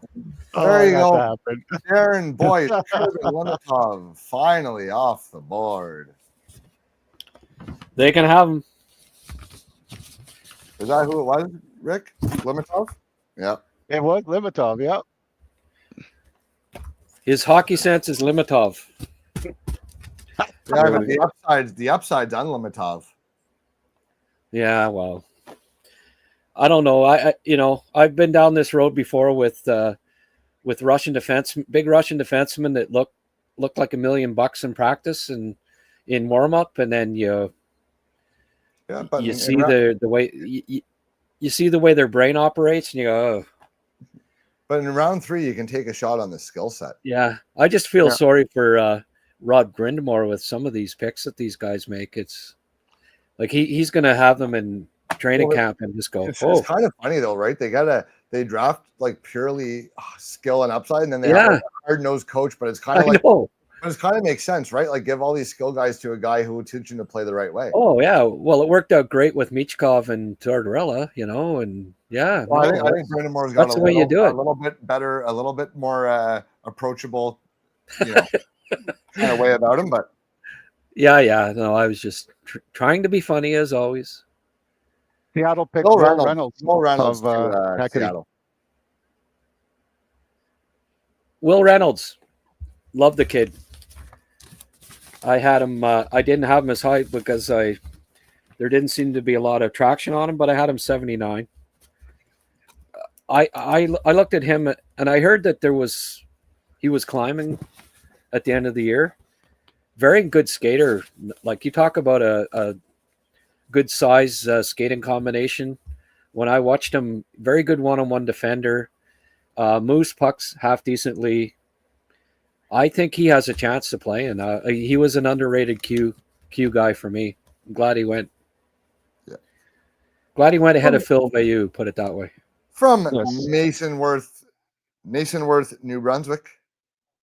Got a shout out to a good Maritimer from New Brunswick. I like it. Actually, had a pretty young defenseman. What's that? Pretty young D score. Actually, had a pretty young D squad who played a lot of minutes. Will Reynolds was one of them, and he played with Noah LaBerge a lot, another very young guy.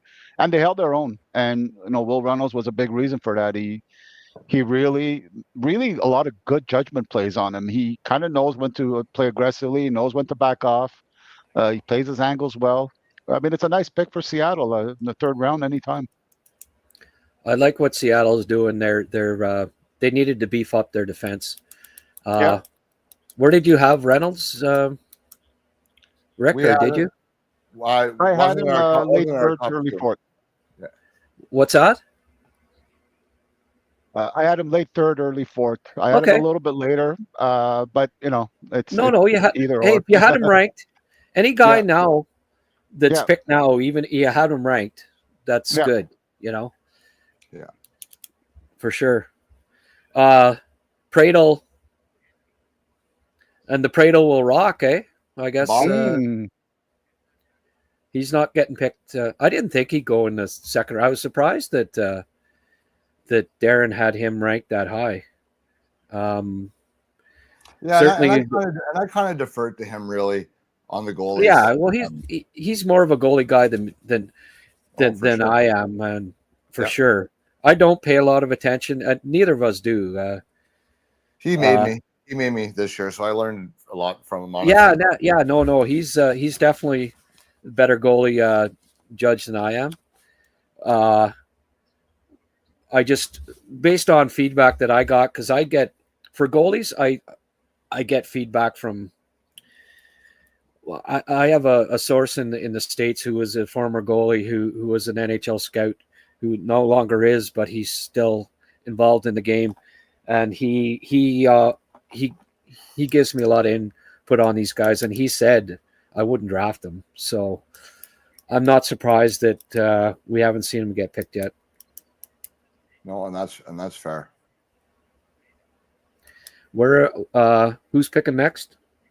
Boston's on the clock, but again, they're taking their sweet time here. So, what pick are we up to, lads? 69. So the Habs have 2 coming up. Nice. 3. Do they still have 3? Yeah, they do it because of the trade up earlier there. So they gave 2 and then they gave 1 and moved 1. So they're picking 79, 81, and 82. Those are the 3 picks they had before. Were they? I thought they had another one coming. Oh no, the other one's in the 4th round. Sorry, so they're having 3 picks. There's an extra one in the 4th round, I believe. I'm trying to figure all this out. These moves are really happening fast. But right now, that's what they have: 79, 80, 81, and 82. 81 and 82. That's it. Oh, so they didn't trade any of their 3rds. Okay. So we got 3 coming up. Yay! Yeah. Maybe they'll take Prokhorov now. Oh, right. No, he got picked. Who'd you like to see him take? Well, we're still, 10 picks away or something? Obviously, Mads Clevo. I'd love to see them take Mads Clevo. Yeah. What about Betkowski? Clevo. Not a Betkowski guy? I wouldn't mind seeing them pick Romano also. I really like Romano quite a lot. I had him early in the second round. Sorry, I'm a bigger fan than most, but he's kind of the guy I would like to see him pick and just leave him in the minors for a while. I think he could become something, but we'll see. Rick, you watch a lot of Q. What do you think of Matteo Nobert? I had him in the middle to end of the second round. I was a huge fan of Matteo Nobert. What do we? We have him. We have at 54. I mean, to me, you know what he reminds me of? He reminds me of those Detroit draft picks from years ago when they were like top of the league in drafting almost. He's one of those guys that you pick and you leave him alone for 4 years, just because it's really all about his physical stature that has to get bigger. That's all. That's really the big thing. Montreal is picking. There's been a trade. Montreal is picking now. Oh, yeah? Yeah. I just saw it change in the front of my eyes. So Montreal is trading their 79th and 108 for 69. Betkowski? Ooh. Sure. Why not? Big mean right defenseman. Yeah. Surprised he hasn't been taken yet. Well, yeah. Montreal. Oh, who is it? Papanekis. I don't mind that. Okay. The big boy who was in Spokane got traded to Kelowna. He'll play in the Memorial Cup next year. He had a disappointing year. More was expected of him. Kid can fight. I saw him drop the gloves and handles himself pretty well. 6'5" center. They want to get bigger. Yeah. I wouldn't have moved up in the third round. I wouldn't have moved up to get him, but No. they obviously liked him, and they like the physical package there. And I had him ranked 92, so end of the third. So getting him in the third is, Papanakis better than Prokhorov. Oh, okay, brash balls, whatever you say there, buddy.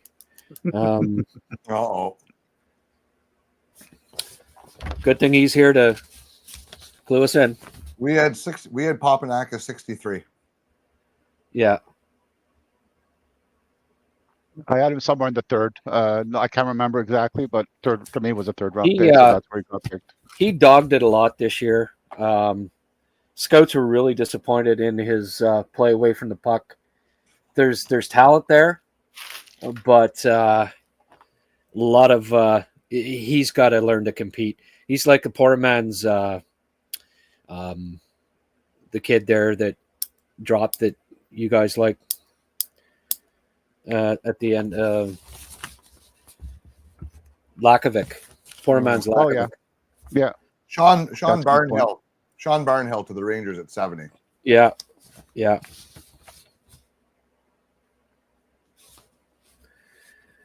The Barnster.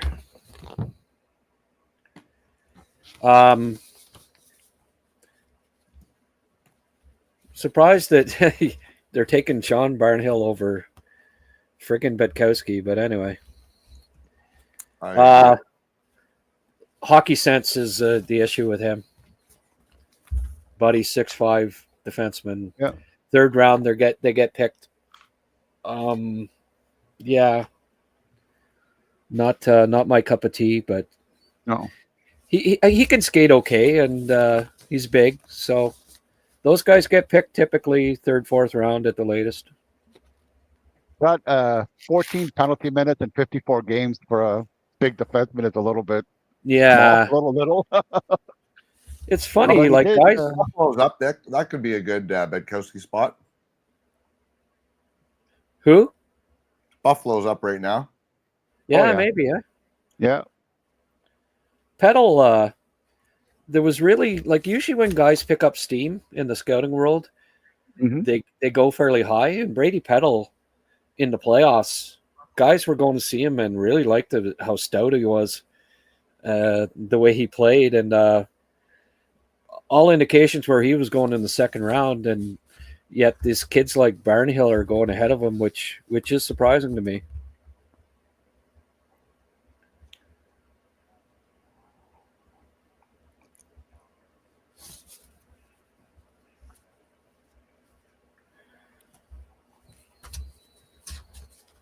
They're doing a video tribute here for something.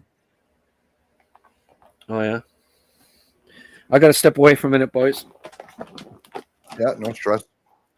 What are we going to do to fill the void, Rick? It's about right-handed defense, but no. Buffalo really tried to address their problems at right D. Last year, they picked Adam Kleber in the second round. It was a right-handed shot, big guy. They picked Radim Murtica. I know I always have trouble saying his name. Doesn't roll very well for a guy who went to French school all his life. So they picked him up. So they've really addressed that need, I guess, and they don't want that to repeat itself. But nonetheless, Betkowski would be a great pick for them. Norbert would actually be a great pick for them too. Get more centers in your organization. Although, like everybody else, he's really tiny, and that's maybe a problem already, eh? But that's always the thing with me and Buffalo. Like individually, I don't dislike a lot of their players and a lot of their picks, but you put the mix when you put it together, it's just not good, and that's the problem. Too much of the same. Too much of the same for me. Yeah, because I was a huge Noah Roslin fan. We don't know yet. We're waiting. No one. Yeah, we're just saying. He said Norbert might be a good pick, and you like him individually amongst all their other guys, but you put them all together, and you have a room full of small forwards, and you don't. Love it. Yeah. And it is David Betkowski for Buffalo, guys. What's that? David Betkowski for Buffalo. Yeah. Well, I'm liking their picks more now. Well, that's a pretty obvious pick for me right there. You get Murtka early, you got Betkowski late. You hopefully both of them can play, and that's 2/3. And who else did they pick? I don't know. Do you know? I'll have a look. I'm trying to take a look right now as we speak. They had nobody in the second round. I think they gave that up. Oh, so that's only their.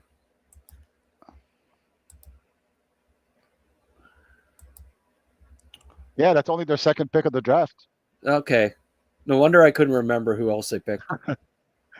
And I was telling Rocco, too. I mean, they're really trying to address that right side need because last year they picked Adam Kleber in the second round, another right-handed defenseman who's really big. Yeah. That's Kleber. Really, yeah, that's true. Kleber. Sorry, Kleber. That's really addressing a need. Well, bye-bye Mattias Samuelsson, and it can't be too soon.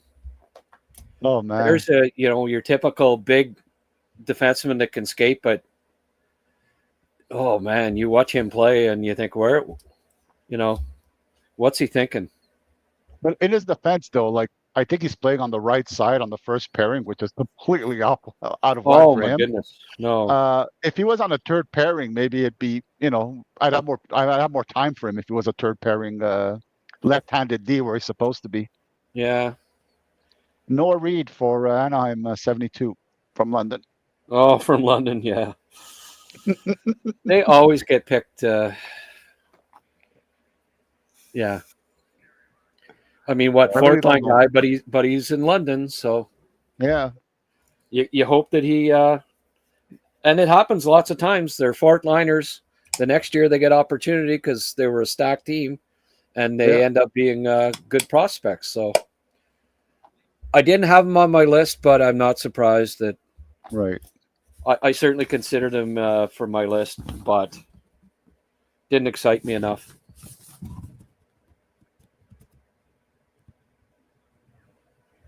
This, you think the kid Ekberg going to get drafted at all, or do you think he'll get drafted? Yeah, I think he'll get drafted. He did too much. He did too much of the U18s not to be at least worth like a pretty late flyer. Maybe. Well, like I don't know if it'll be in the top 4 rounds, but later on probably. Somebody will say, "Well, come on, let's, But I mean, as if it you're was picking him in pointed the out to sixth me, round, he's 5'9" and he's not a very good skater. So regardless of what he did you got that going against you. It's tough. Charlton Trethaway to Pittsburgh. okay. Not loving Pittsburgh's draft so far, but anyway. I don't love this pick necessarily, but I mean, at that point, this late, why not? Yeah, what's the upside? He I don't know. Defenseman that plays in the league, I guess. Yeah, I don't know. Another guy that I question his hockey sense. Him for sure. I do. I don't question the hockey sense of their other picks. Right. Yeah. Well, Kindle's good hockey sense player. Zonin is. Oh yeah, no. I wasn't saying it's all. I dislike them all for the same reason. I just think that they reached a bit high for a couple of guys. I know you like Zonin more. I don't know at 22 if I'd have taken him there, but I realize that you're a Billy Z guy. What do you think of Zonin? The original Billy Z guy. Rick? I thought he was a tad higher than I would have had him. Okay. You know, to me, was end of the first round. I had him more like 30, 31, 32, maybe first few picks of the second round. I think what saves me a little bit for him is I mentioned it in my article on the Recruit's Guide. He's really, really strong on the face-off circles. Not saying it's a huge factor, but I think at one point he was at 62% success rate, which is really impressive, you know? Yeah. So I think you're getting a bottom six guy, but I see him as being a bottom six guy that could fill a lot of roles in that bottom six. So, you know, you could put him center, you could put him on the wing, you could move him anywhere, basically. And he's not really going to hurt you. It's a bit high for that kind of player, in my opinion. But it's not a terrible pick. Also, at the same time, I don't know if what you've heard, but no, I had him 29, so 22 isn't Luca Romano, New York time? Islanders again. Wow, they're really doing well. I love that. Well, good for them. I mean, it's falling to them. So four top 13 picks. And like on my list, and a 42nd overall at what, 80 something? Not 70, bad. 70 something. Not too shabby. No, not at all. That's a very good value pick, in my opinion. Yeah. We weren't Romano guys. We had him honestly right around here. We had him as a third rounder. Mm-hmm. I don't know what, just never did it for me for whatever reason, but hell of a shot. And I think he's a pretty underdeveloped kid physically. So some runway there. Right.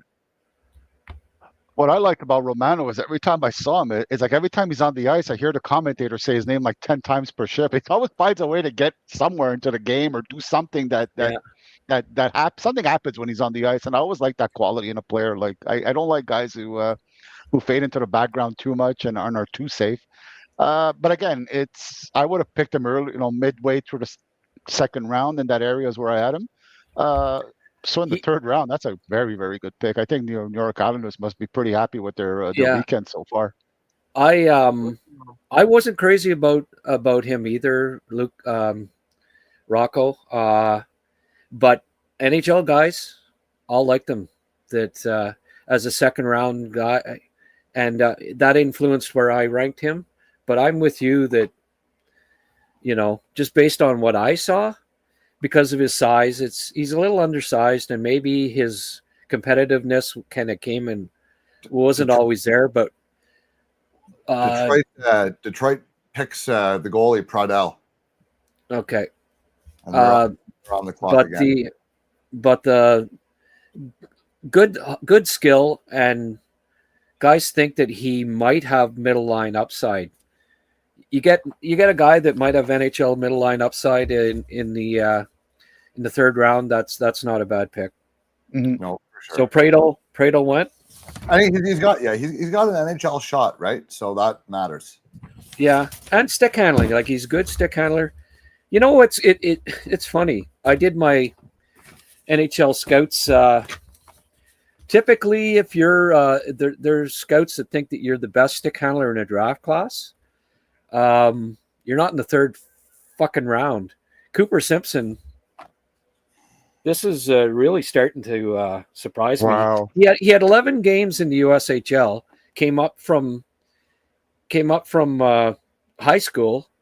9 goals in 11 games, and he was outstanding. I saw a game. It was one of the better games I've seen from USHL prospect. And I know guys like that swore up and down he was a first-round guy. And they've passed on him a few times. Everybody's passed on him. I'm frankly shocked at this point that Cooper Simpson hasn't been picked. It's blowing me away. I agree 100% too. Yeah. Like rated the best stick handler by a scout in the entire draft. Well, then that guy needs to be pounding the table right now at his team's meeting. Well, right? I sent him a text saying, I guess you've been overruled. Yeah. Because if you feel that strongly about a guy, go get him. Well, in the third round? Obviously he's not a Chiefs head scout or anything, but still. Surprised. I'm shocked about Simpson. That starting to piss me off a little bit, to be honest with you. Now. No, I'm always get a little frustrated about it. Like, why are you not picking this guy? You know, like I don't get it. Well, maybe it could be as simple as every time he comes up, there's one guy ahead of him, right? No, I know, but NHL scouts are, and then another one guy said the same. Like when I said to him, you know, he's friggin' got first round talent and skill, and he said agreed. So it wasn't just one scout, and I don't know. He's 6 foot and a quarter inch, so the size is fine. Yeah, he played high school hockey, but he had like 50 goals. Went to his team, Shakopee, never do anything in the high school tournament, and they almost won it. Detroit trade 76 to Columbus for 109, and they're fourth next year. Columbus. So Columbus on the clock.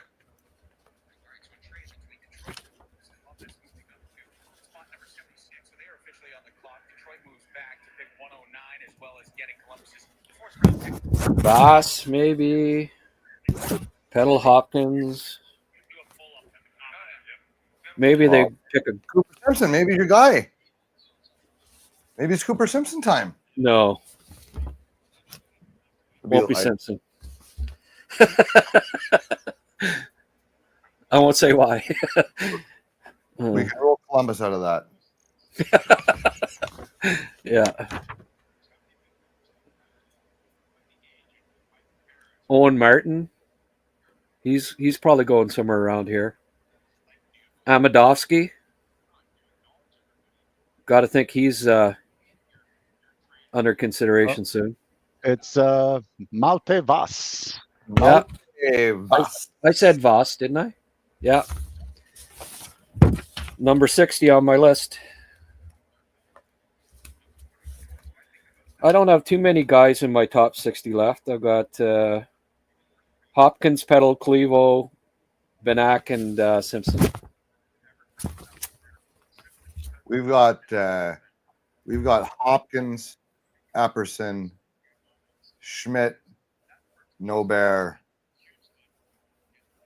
and Politan in our top 60. I got Nobert, Ilstrom, and Matt Clevo.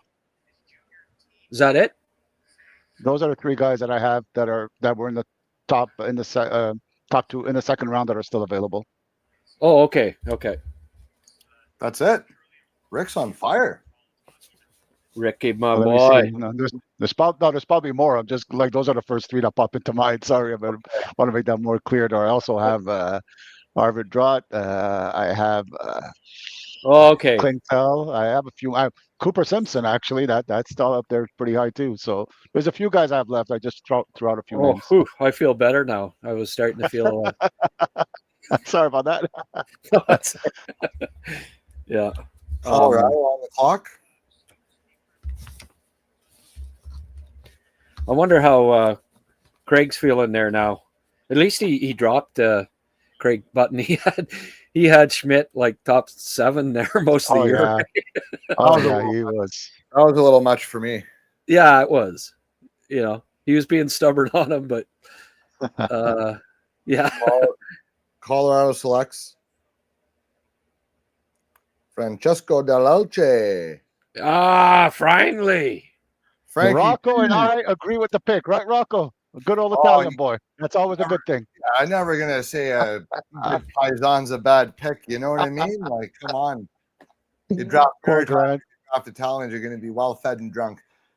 Third time I ranked him in the draft, and he finally gets picked.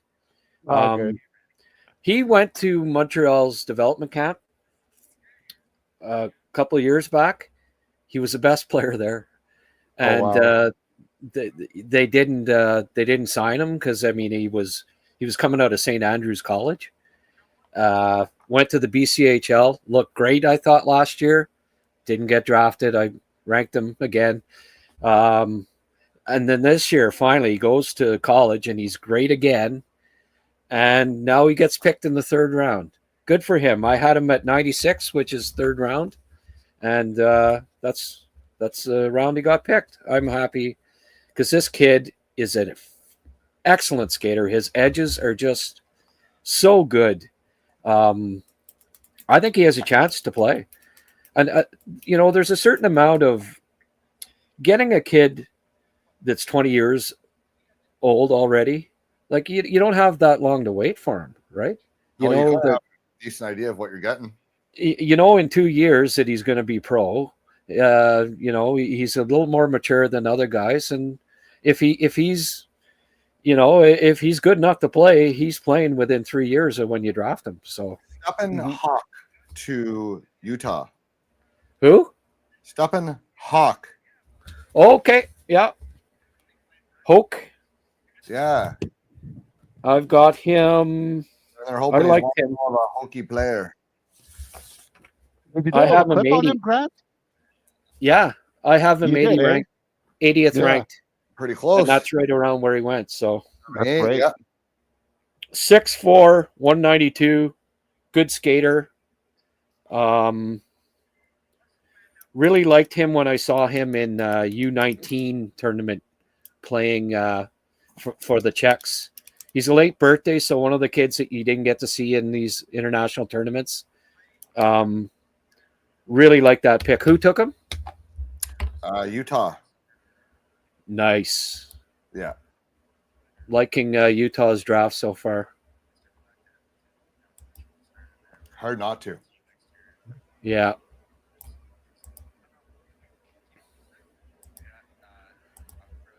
Well, Armstrong's a really good scout, so I'm sure he hired the right people. I think he is, yeah. I didn't like Simashev at 6, but besides that, yeah, I agree. So our boy's gone. Cooper Simpson going to Boston, 79. Boston. Oh, boy, I got to, yeah, okay. Good. Cooper Simpson at 79. They are going skill all the way. Oh, they need it. They need an injection of skill in there. Absolutely. So the two guys left in my top 50 are guys that I expected not to be picked before the 3rd. Clevo and Benak. Okay. I thought, Boston, and they really need, as you said, an injection of skill, but they still drafted very well considering that they had nobody they never picked in the first 2 rounds for years and years and years. So even the fact that they have a few players in their lineup is very impressive. So good for them. Yeah. I like this comment from, can you put up Brett Olstad's comment? Brett Olstad. 5th last, 6th last.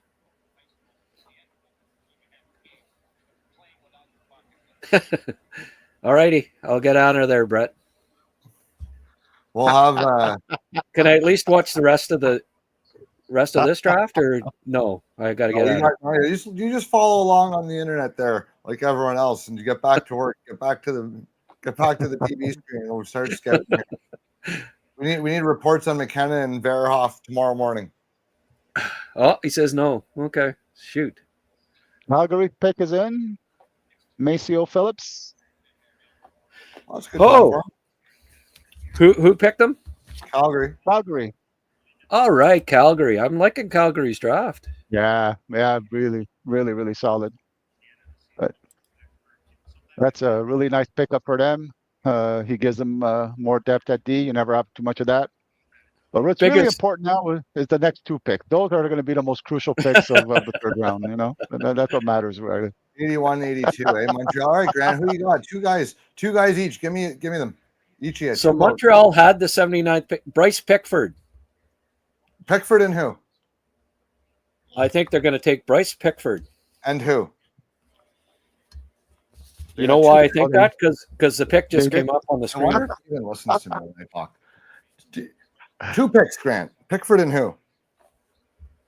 You know what? Nice to see that they got Pickford. That's a nice pick. He's obviously an overage. I'm on mute, but one of the two. Had 28 friggin' goals. Well, I say Mads Clevo, but they're not going to do it. They don't listen to me. No, well, I say Beckman. The goaltender Luka Beckman. Right? The goalie, what's that, Rick? Beckman from Acadie maybe. Batters. Yeah, maybe. No, I'm going to just throw that name out there for fun. And if it is him, then I'll just say it's my sources. There you go. Goalie, but not the right one. That's a nice place. Radkov. 6'4" goalie, Arseny Radkov. Russian goalie. Darren's gonna like it. Yeah, can't say I ever scouted him. There you go. I'm not sending these guys videos anymore. They're not going to take Mads Clevo by the pick 80. They're not paying attention. What do you like so much about Clevo? I don't. He had about 3 breakaways a game. I watched about 20 games, and he had 3 breakaways. He's 6'2", 200 pounds. He went from playing J18 at the start of the year to playing in the SHL playoffs. The progression was just straight up. No kidding. Good shot. He's Tommy Lafreniere. I think he's a great skater. Tommy boy went to Edmonton. I really, really, really love this pick. He was on my surprise, later round picks, guys that I'm keeping an eye on as being hidden gems a little bit later in the draft. Maybe third might be not a hidden gem. Maybe it's more 4th round, but I really like this player. Every time I watched him, he stood out. He's always in movement. He's always pressuring the puck carrier, creating a little bit of issues for the opponent. I wish his hands were a bit better, but 3rd round pick is a 3rd round pick. But I really like this guy. I really, really have a lot of time for him. Yeah, I had him in the 80s, so 83. Everyone's have back-to-back picks now. Oh, Daig. The Q goalie that was so highly regarded when he was 16. Pittsburgh takes him. The issue I have with Daig is he can't stop pucks, but other than that, great goalie. Yeah. So just another stellar pick by Pittsburgh. They're really rocking it. That's a little bit, though. That's about as bad a defense as I've ever seen in the Victoriaville last year.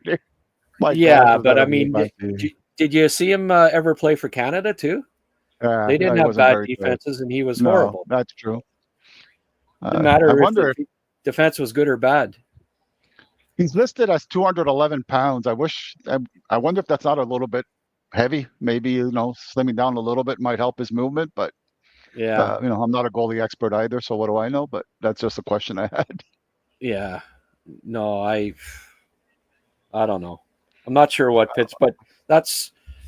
It seems like I don't know that I've ever been overly impressed with a Dubas draft, other than them taking Nyes, stealing them in front of Montreal.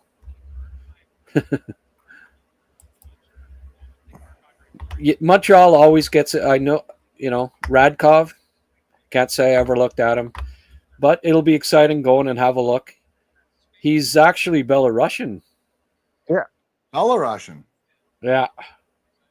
I have great success with Belarusian players. Yeah, right. Yeah. He might be the next Kostitsyn. You just never know. That's exciting. But the Ottawa. Brothers. Ottawa traded this pick to Pittsburgh. Yeah. Okay. Did we? For what? We did. If they take Clevo now, everything's forgiven, but I doubt it. We got back to Radkov. Interestingly enough, I just quickly looked at his stats. He only played 19 games in the MHL, but he had a 918 save percentage, which is solid. But he's a August-born 2007 player, so he is really, really young for a goaltender. Like, there's a lot of time for him to get better. So it might be one of those picks that you take him and then you just leave him alone for 4 years and revisit later on. I expected them to take a goalie with one of the picks in the top 3 rounds, and I've got no issue with. I'm not going to complain about goaltending. Other than Daig knowing how much he's disappointed since being so highly regarded when he was 16 years old. Right. But I mean, I'm not going to criticize a goalie that I've never seen. That's for sure. Yeah. We'll have to do a video on him. I will. I'm going to do a video on all of the Habs picks. Bryce Pickford. I mean, what an ascension this year. Memorial Cup didn't hurt him getting that kind of exposure. No, but going from 4 goals to 20 some on defense, like, thank you. Sometimes you get an opportunity, right? And everything changes. Yeah. And he got the opportunity on a Memorial Cup team. Like, it's been traded.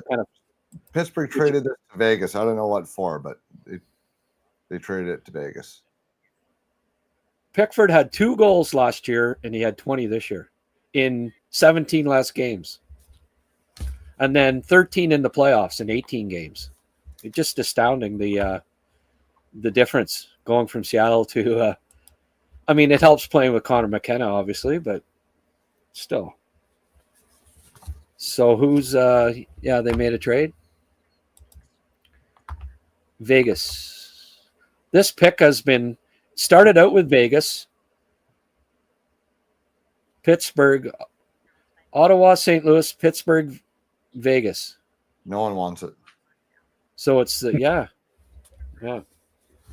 Nobody wants it. And then Toronto will pick someone else I've never heard of, probably, hopefully. Yeah. It's funny. There's 3 picks in a row here that got traded 3 times. Nobert. For Vegas? No bear. Nice one. Yeah. Yeah, really like this in the 3rd round. And he really was very solid. I liked him a lot when we watched him, Grant, in Blainville this year. I thought he really, really very aggressive in his decision making. Very little hesitation to his game. I have a lot of time for Matteo Norbert, and very good pick by Vegas, in my opinion. Yeah, we had him ranked in the mid-second round or end of the second round. We had him in the mid-50s, 54, 55, I think. Every time I went to watch Carbonell, Matteo Norbert stood out.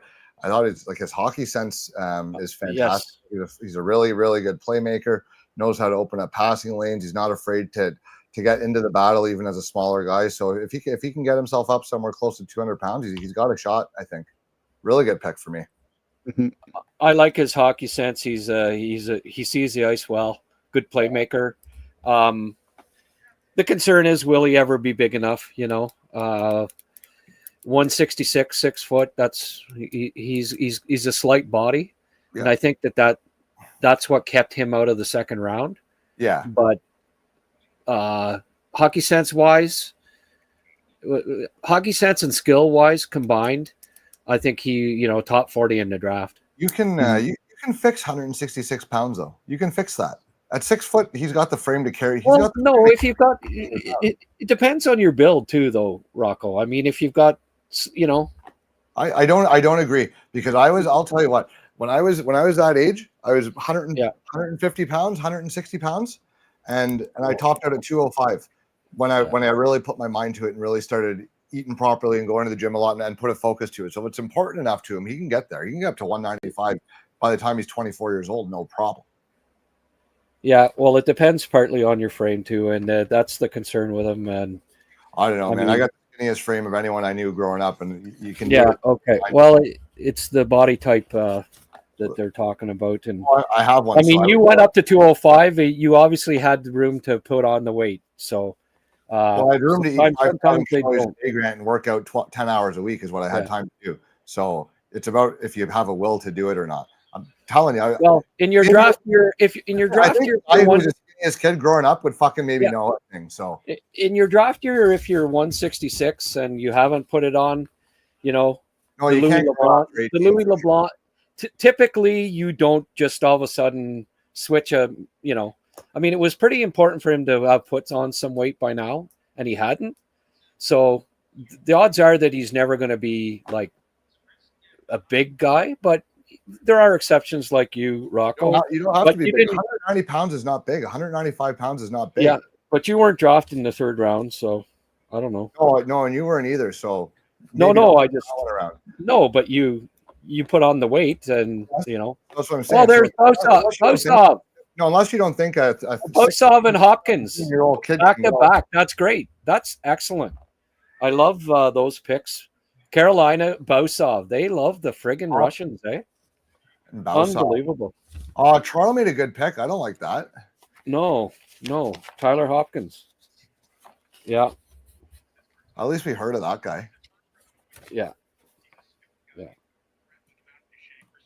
And the LA Kings picked Christian Epperson. Finally.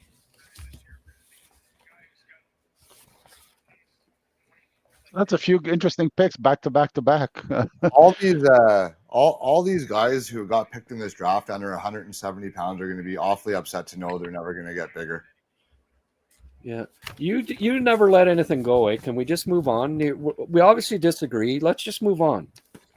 Okay, Tyler Hopkins, 86. I like that pick unfortunately, it's Toronto. That is unfortunate, actually, because that was actually very good. I think you meant Canada's team. Is that what you're trying to say? No, I'm just joking. That is not Canada's team. Yeah. We can all agree on.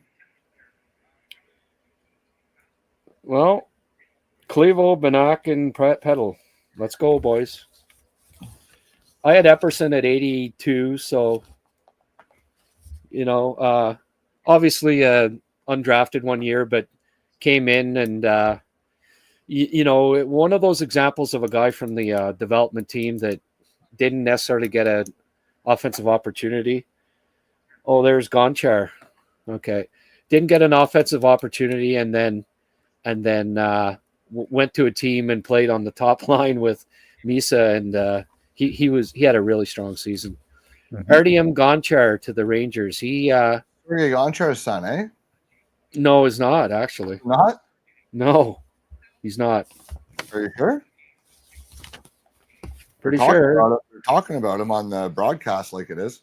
Oh, okay. Well, I went to Elite Prospect, and they usually always have the fathers, and they never, unless I missed something there, they didn't have him listed as his dad. His uncle is Sergei Gonchar. There we go. Uncle. Okay, his uncle. Okay. Yeah, we're talking about family there. Some I'm not obviously don't have the volume on too loud, but so they are related. But okay. Yeah. Mason Moe to New Jersey. Mason Moe. Mo. Remember that Simpson episode? Yes. I do actually. Yeah. A little bit nondescript as a player to me. I don't know. Again, Yeah. fourth line guy, I could give you a minute, but I don't know. It doesn't wow me or anything. I don't mind the pick, but it doesn't excite me. I liked him. I just never knew what the calling card was. He's vanilla, a bit vanilla, but he's a bit like I think he's fairly smart. He sees the ice pretty well, distributes the puck. But there's no, I don't think, outstanding quality to his game, and that may be why we see him get going at the end of the third round. You know, jack of all trades. Yeah.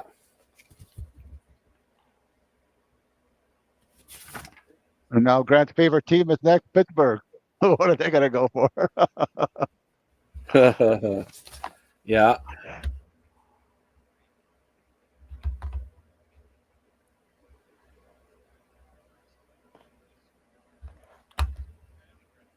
You just never know. We just know that it's not going to be Mads Clevo. I hope it is. It'd be a little bit funny, but well, I'd say that their draft is fantastic. I'd go just flip like that. Could be Schmidt time. You know what? That'd be very Dubas likes the small guys, so how does he ever? You never know. He's going to Dubas or Carolina, would be my guess. Carolina's going to get Veilleux and Schmidt, maybe Benak too, probably. If you're under 5'10", you're going to be Carolina Hurricane. Yeah, maybe a goaltender at this point might be an idea for them. Brady Paddle. Brady Paddle. You know what? I was looking right at him saying, geez, that guy's got to go soon.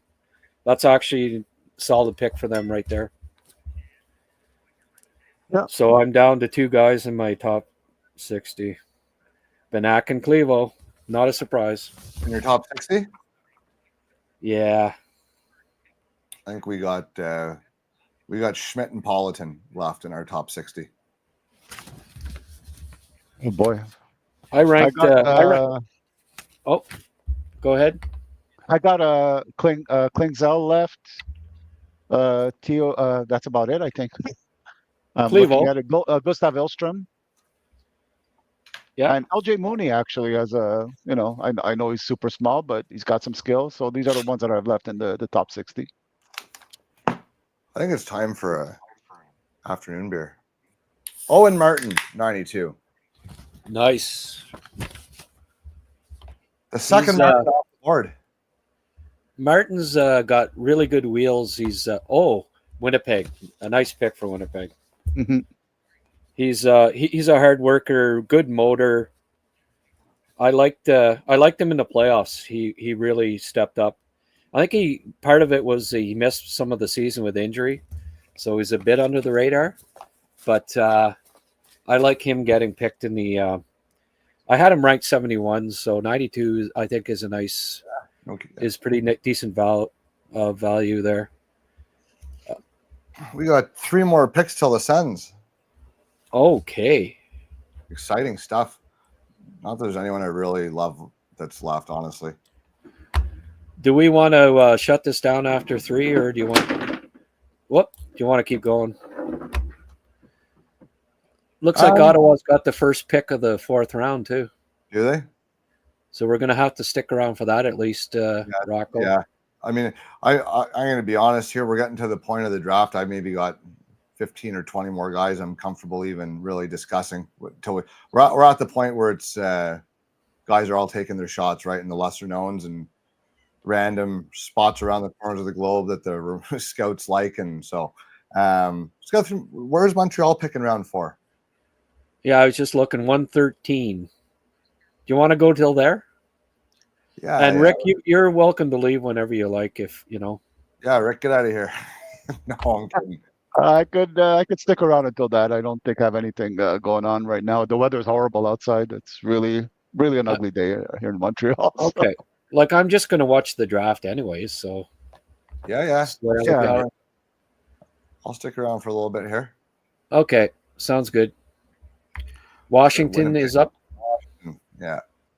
Are they trading down? Because they're taking forever. At this point of the draft, you should have 45 seconds to decide. You are to pick or trade. Let's move it. Come on, guys. Yeah. Montreal. Who's making picks these? at one? Who's announcing the picks? Daly? Bill Daly? I have no idea. I have no access to any live stream. I'm just following it online. Okay.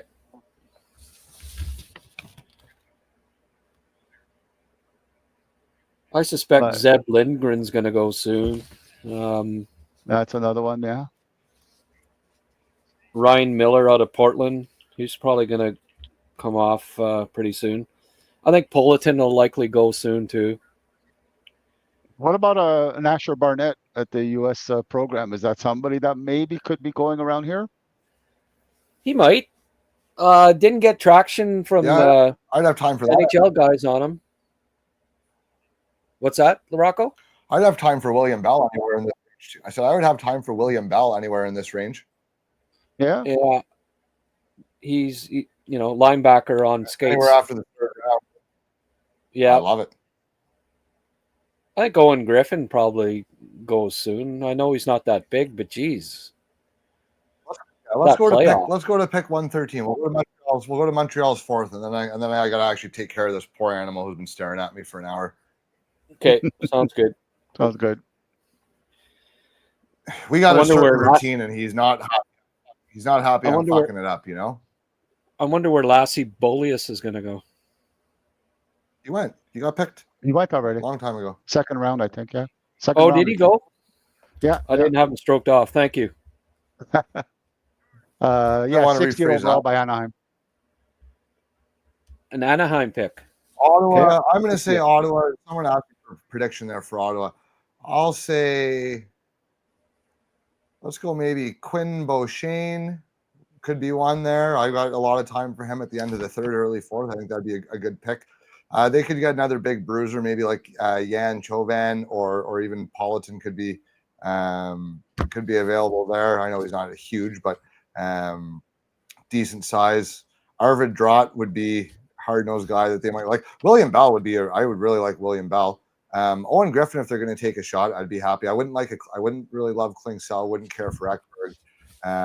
Griffin, I would like. Yeah, Griffin, Chauvin, Politan, Quinn Beauchene. One of those guys would be okay. They'll probably take someone I've never even scouted. So there you go. Oh, Ottawa's on the clock. They traded up. Yes. Oh boy. Blake Vanek. Thomas Vanek's son. There you go. Yeah, that's pretty high for him. Not a very good skater. He can shoot the puck like his old man. Not a very good skater like his old man. 6'3" like his old man, but not nearly as skilled with the puck. I like their big guys, I guess. That they typically take a guy like that around here. I mean, obviously one worked out for them pretty well a couple of years back, right? Might be their top prospect in Belleville. Holiday? The big kid. Hey? Holiday? Yeah. Yeah. Cameron Schmidt. There he is. Dallas. Oh, there you go. There we go. We only got one left in our top 50 now.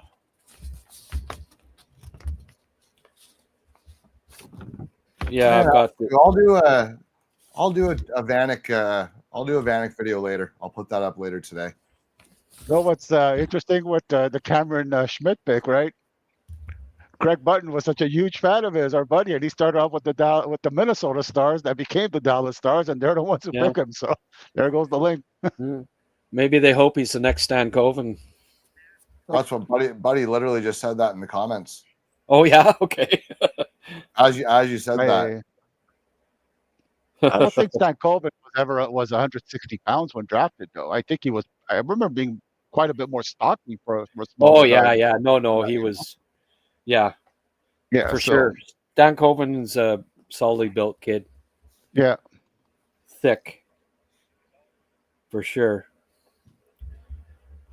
So Clevo 4th round. That's going to be. I think will be a steal. You got two more chances at it. Yeah, I don't feel. Doesn't feel like he's going. Vayu could be. San Jose picked Teddy Mutrant. Yeah. Ho-hum.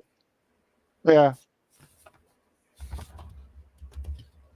Not on my list. There haven't been too many. His brother's good. See his brother yet for next year? Yeah. Oh, Yeah. that guy is good. Really I only saw him a handful of shifts at the U18s, but I was like, holy fuck, this Mutrin kid is good. I had him had Teddy after the 4th round in my list. He's one of those late round picks. I didn't see him before that. Yeah, that's fair. I forget his brother's first name, but he's good. Yeah. It's no huge surprises happening here. All of these names, at least I've heard of. The last guy I did was Montreal pick. And that doesn't surprise me. The Bobrov effect. They always pick a couple guys I'd never even heard of. I wonder if a kid like Kuharchik's gonna go soon. Oh, there's another one that is not a bad pick at this level, at this part of the draft. I would be content with that. Yeah.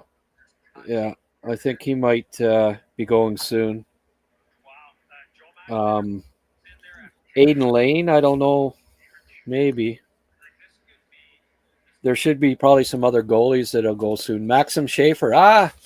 Okay. Schaefer. Yeah. Schaefer was one of my the Dark Horse videos that I did put on a. I didn't put him on my list, but he just missed, and 6'4" winger that played for Germany at the U18s. I don't know if you guys noticed him or not. Yeah, is that the World Juniors too? Yeah, he's not bad. I don't mind that pick. In and about 96, you're that's getting in Schaefer territory, I think. Yeah, I actually didn't mind another kid, the guy that Ilya Schneider, that was his centerman's pretty smart. Mm-hmm. I hope he gets picked somewhere on the German team. So Ottawa's up, 4th round. Do they take a break? Not really, eh? They go right at her. Yeah. After each round. I wouldn't mind Griffin or Bell. Hillstrom would be a nice pick for Ottawa right here. Yep. Amadovsky, little surprised he hasn't been taken yet. I know some guys really high on him. Vortsov would be a little sleeper pick. They should know him well. Politan. Well, are they taking a little break? No, it's been picked. Beckman from Baie-Comeau. Take a goalie every year. That's what they say. Not a bad pick. No, good value there. Sure. I had him 4th round, and he went in the 4th, so not going to argue with that. No kidding. Beckman, I think he dropped a bit as the year went along. At one point, there was chatter that he was going in the top 50. Yeah, and guys kind of, I guess maybe the fact that Ivan Kovac beat him out for a job didn't help, where he was the backup there at the U18s, but he's a decent. You like him, Rick? I had him in the 3rd round. He's a guy with a pick in the 3rd round. I think, or even early 3rd round. I think that's a very solid pick. He's really, really. Nothing seems to rattle him. He's smooth. That's picked by Chicago, Julius Sumpf from Moncton. Big center, but overage guy. What, Sumpf? I'm okay with that. Sumpf. I come go for the. Wow, that's something that they took him there. Yeah, I actually like Collar more than Sumpf, but you know what? I thought Sumpf would get picked last year. And, he got a pile of exposure, obviously, playing on the line with Denye and Pekarczyk. Yeah. I think those two guys kind of helped his stock, maybe. The big 6'8" goalie from the Central, from our league there, Rocco, CCHL. Kempville. 73s. Yeah, Pers. That's I had him on my list. I had him at 118, so good. Stroke off another one. Arvid Drott hasn't gone yet. He at one point I had him in the second round, but he barely played at the U18s. They really cooled on him. I liked him at the Helenka in the summer, but by the U18s he was like almost a spare, which kind of surprised me. Yeah. You know who had a good U18s for the U.S. Team was Vasnica, who I'd never really noticed before. Yes. I wouldn't. I don't think that'd be a terrible pick somewhere in the fourth round. That'd be a really good pick for someone here, I think. He had a lot of another kid that really got buried sort of on that team, but in talking to a guy that followed him before that, lots of skill, lots of upside before he played on the national team. So might see a kind of an Epperson type jump from him this year coming up. Mm-hmm. I like that. I like that selection at some point here coming up. Boston's going for skill. Maybe they take him here, or Griffin even. You never know. Larange is a dark horse for me. I'm a little surprised nobody's taken a 100-point scorer in the BCHL. He is really skilled, good player. I'd take a stab at him somewhere here in the fourth round. I ranked him 65, so didn't watch him a pile. Sorry, the NHL site is interesting. They picked a 6'4" Swedish defenseman, but we don't USA defenseman. Doesn't say his name. Have the name. No, but he played in Sweden. He's American and he played in Sweden. Ashik Blanar. Okay. They got me there. Remember the last American who played in Sweden was Victor Mancini, and he's a pretty nice defenseman for the Rangers. Anaheim took Drew Schock from the U.S. Nah. I don't see it. I would have taken guys ahead of him. Yeah.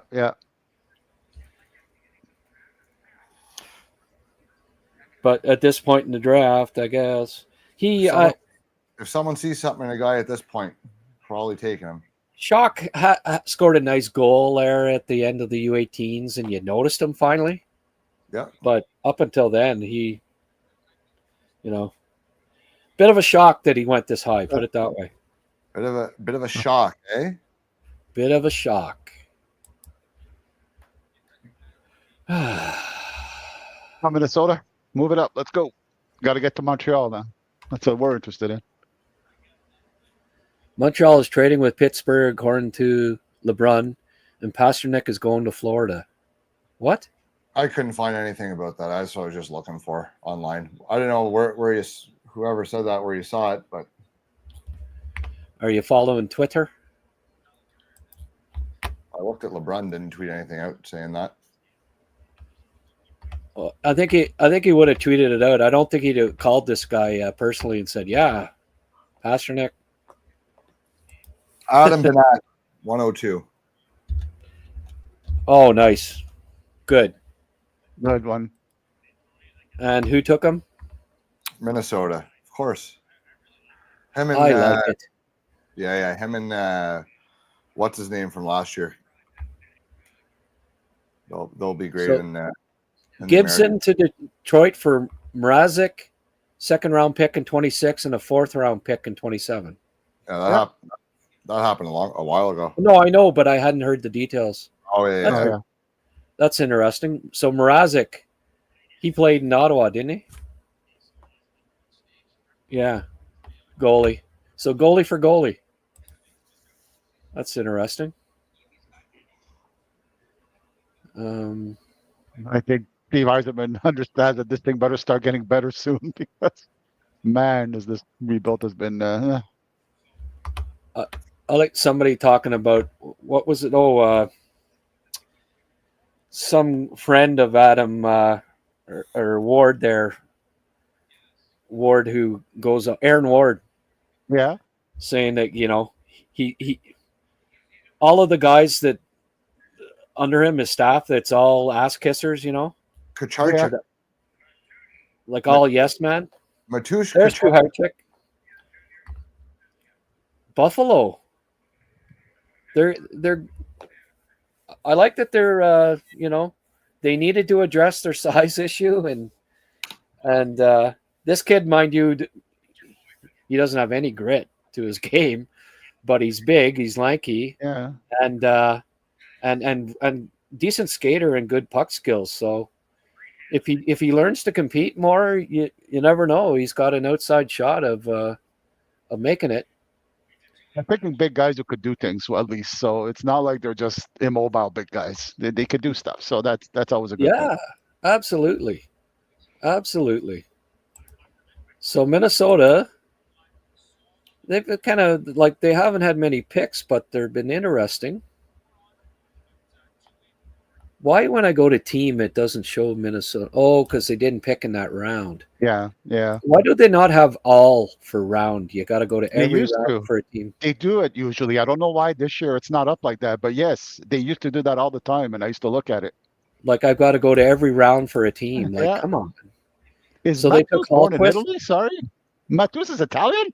No. Why did you say that in such an excited voice? Well, because he's Italian. He's great. Because he's Italian. He's an Italian. I got big value. Mamma mia. I'll let you guys decide. Say who Anaheim picked. I'm not even trying. Oh, Elijah. Yeah, Elijah. Good player. Yeah, I like him. He's a Swiss goalie.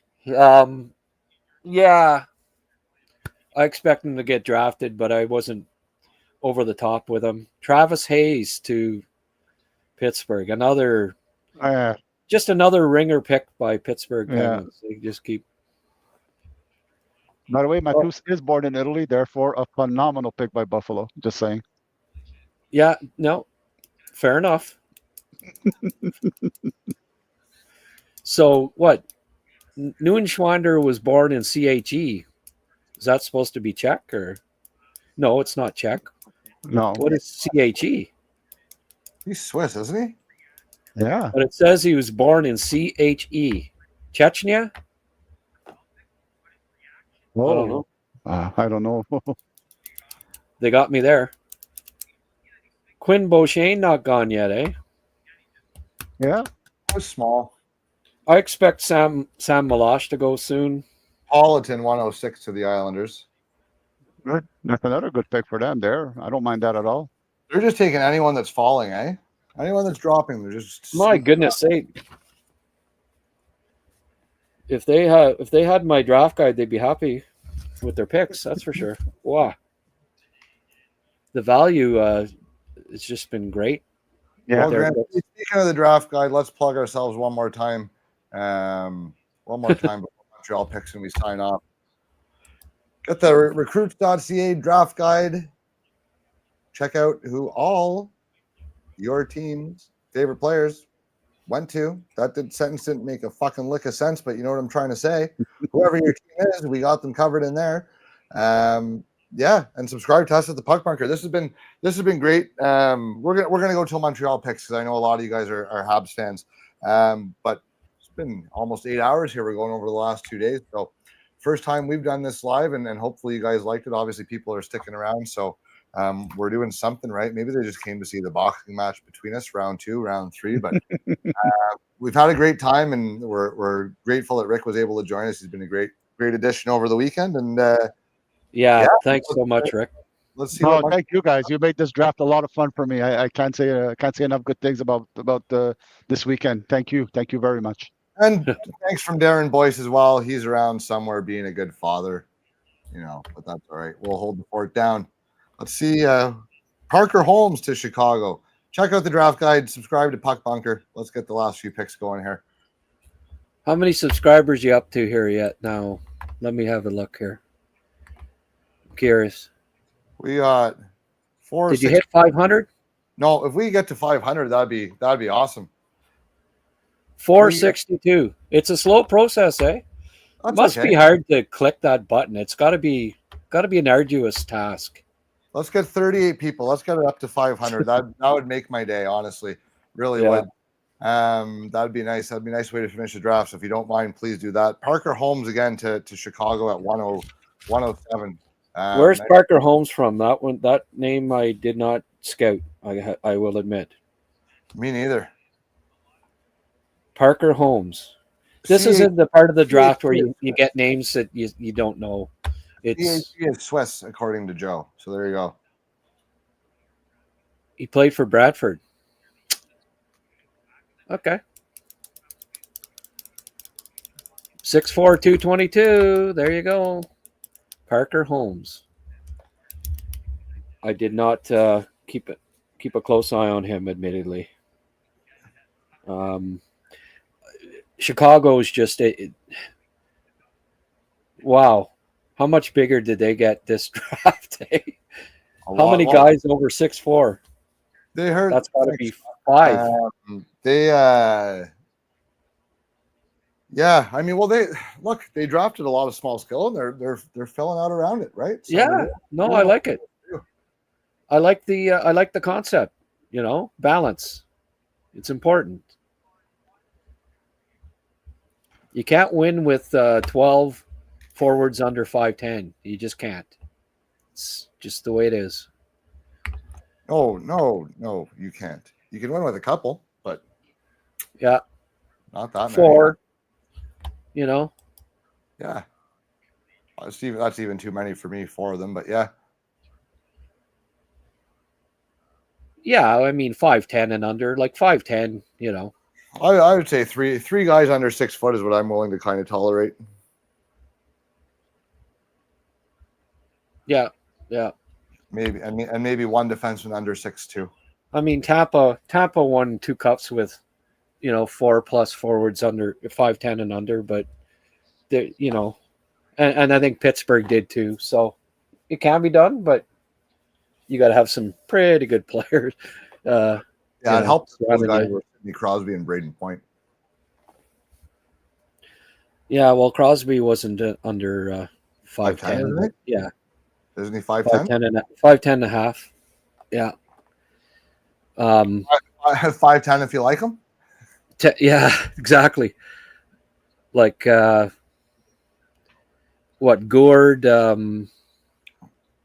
Johnson. They had like Point 4. You can do it, but helps when you've got Kucherov, Stamkos, and Corey Conacher. Corey Conacher. Austin is taking their sweet time again, guys. Gotta be Tampa good. Bay Lightning on the clock. There's been a trade. Good thing we're blabbing. Might be time for Mads Clevo. Let's go. I'd like to see a Reese Hamilton and Quinn Beauchene sighting here.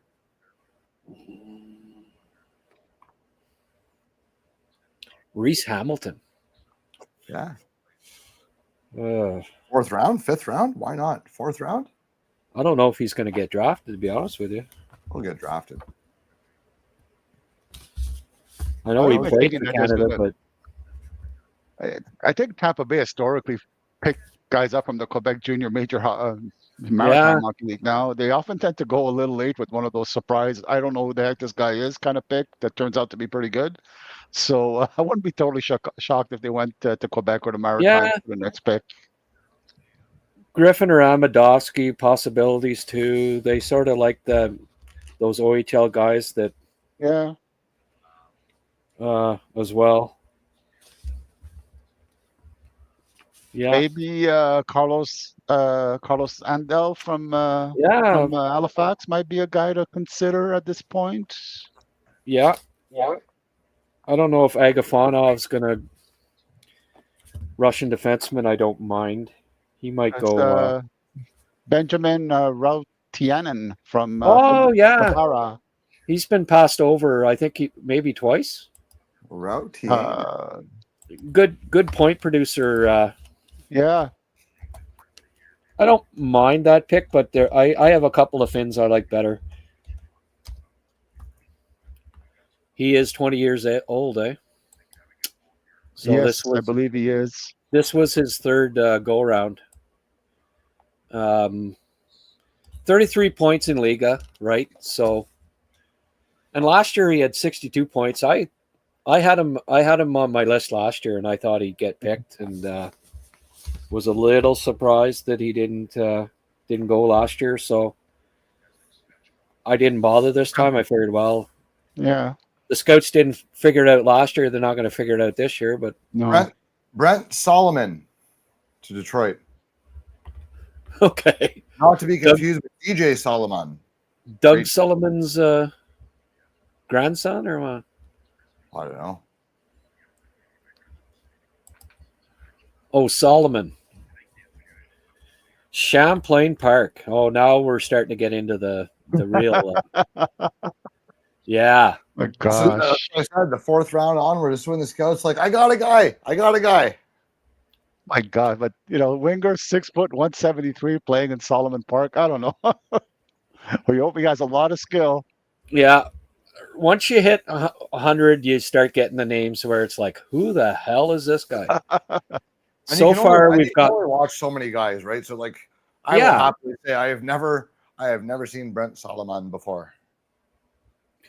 Played a few games in the USHL with Sioux Falls. He had 4 goals, 2 assists in 8 games, but it's okay. Yeah. Well, Champlain Park didn't get them on my radar. Yegor Borakov. Borikov or Borakov? And the big names keep coming here. An absolute blockbuster of a pick. Grant had him ranked 11th overall out of Siberia. Oh, I am like, you know what? Sorry, Mikael Eriksson. Yeah. I have him 69. I really like this kid. Wow. Okay. I like New York. I like what the Rangers have done with limited picks. I've liked their picks. Been impressed with their draft so far, considering that they didn't have. I wasn't big on Barnhill, but Gonchar was decent. I think Eriksson's a really nice pick in the 4th round. Like that one. I like that. Malcolm Spence at 43. Considering that was their first pick, that's a decent haul. What's that? So 2 more picks till Montreal. Grant, any thoughts? 2 more? Mads Clevo to. Oh man, Florida! You guys have to do this again. Oh, to Florida? Mads Clevo, Florida, yeah. Friggin' Montreal couldn't take him before that, eh? They're silly geese. Florida. Oh, well, they don't know what they're doing. No. Man. 3-time in a row Stanley Cup champs have it figured out. Nobody else does.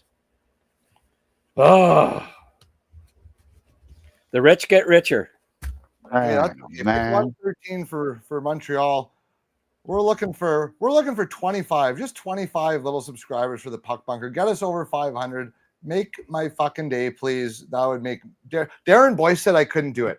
Boyce said I couldn't get us to over 500 with live streams. So prove him wrong. If you don't like Boyce, or if you do like me, or if you just want to make me happy, just click subscribe. We need 25 more, and then we're going to sign off here. And either way, thank you guys for watching. Montreal's on the clock.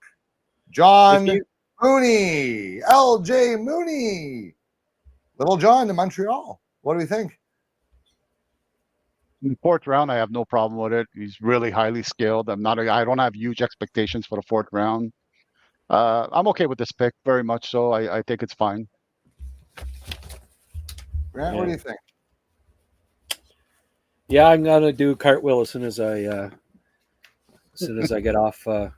What's Get wrong? off What's the wrong, mic. what's wrong with LJ Mooney? We're not LJ Mooney fans. Oh no, he'll play with Caulfield and yeah, Gallagher.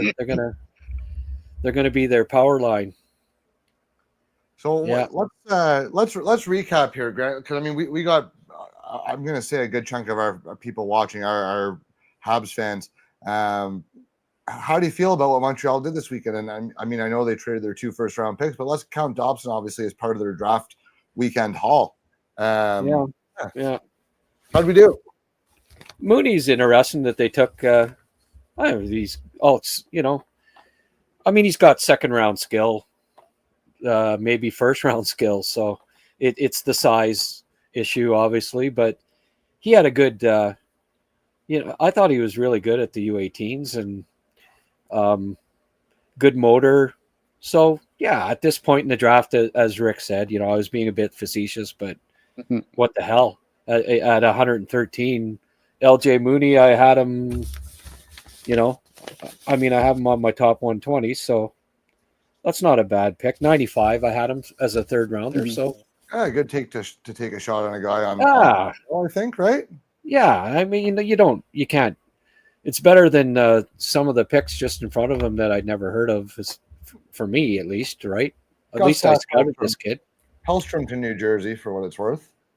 Hillstrom, finally. Yeah. I liked Hillstrom. I know so did Rick. I had him 75, 72. And Rick, you had him in the second round, eh? Okay. I gotta take 1 second here because this is gonna make Darren Boyce very happy. This was Darren Boyce's sleeper. We had our top 64 and honorable mentions. This is a guy that Boyce, he couldn't find this guy on anybody else's list in the whole world, and he couldn't say his name, and it's really funny to watch him try. Oh, I saw that. Yeah. Mago Med Sultanov, defenseman to San Jose Sharks. Darren Boyce, your guy. He's a mega talent, that guy, for sure. If there's one I thing, just get so frustrated scouting the NHL. I'll give him that. One thing Boyce knows, he knows his way around Russian D. So, Buffalo picked Samuel Malash. He's a guy that I had time for. Also, I think I brought it up to you, Grant, as being a player earlier in the year that was not so bad. That's a fine pick for Buffalo in the 4th round. I have no issues with that. Yeah, I had him 120, so last pick of the 4th round type thing. Yeah. So 117. Oh, there's Lewandowski, another German.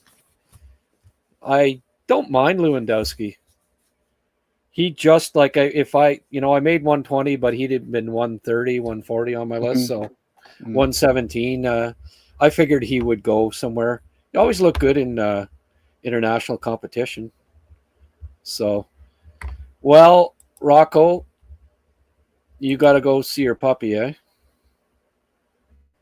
When's Montreal's next pick? 145. Yeah, ways away. Yeah. Mads Clevo. We had to stay to see Mads Clevo get picked. My day's done. Yeah, and I got my little boy here wanting to go for a little walk as the weather starts to clear up. So I'm good to go too, guys. Yeah, I gotta take my Cocker Spaniel for a little jaunt too. You gonna take Barney out? Are you? Yes. Poor guys. We're celebrating 10 years together in August. So really you got him with you? That. Yeah, he's right here. He doesn't jump up anymore though. He's almost 11 years old. So at his age, it's a bit rough. But he's coming to say hi. Is he ever well behaved? Beautiful. Oh, he's a great one. I love it. Yeah, good stuff. Yeah. So thanks a lot, guys, again for a great draft weekend. We'll be in touch some more, and looking forward already to the 2026 draft. Yeah. If you guys hit subscribe a little bit more, I promise that I won't come back on Rocco's podcast. We're looking to get it up to 500. 16 more subscribers, just 16 of you. And I can tell Darren Boyce that he doesn't know what the fuck he's doing, and that would make me really, really happy. He told me I couldn't. He said, you can't get to 500. I got 530 people watching. Just need 16 of you to hit subscribe so I can shove it down Darren Boyce's throat, and that would make me really happy. Linus Funk to Colorado while we're at it at pick 118. So. Oh, yeah. We've been going so long, my microphone's died. It's a funky reggae party at this point for those guys. I like that. 485, 15 more. That's pretty darn close. Thank you guys for joining in. Grant, Rick, this has been a ton of fun, man. We've been doing this 8 hours live over the last 2 days. Something you told me that we'd be doing last year, or just said, yeah, I don't know about that, but we pulled it together, and I think this has been great, and just so much fun watching the draft, man. Just watching these kids get to realize their dreams, and all the families giving them hugs, and everyone in the stands crying, and that's what the game's about, man. That's what it is. NHL, fix your shit. This draft setup has been fucking garbage. So go back to the live draft format. Give the scouts their reward for the years of hard work. Give the families and the kids the moment they deserve in front of all the brass from all the teams and all the fans that come to travel to check out the draft. So fix your shit, and we won't have to do this again. You know what I mean? So thanks everyone for tuning in. We're going to sign off now. A couple more subs so I can tell Boyce that I was right. Would make me happy. And let's shut her down, fellas. This has been fantastic. Thank you for your time. Guys, thank you. Okay, good. Lots of fun, Rocco. Yeah, always. We'll do this again soon. Cheers. Bye now. Bye-bye.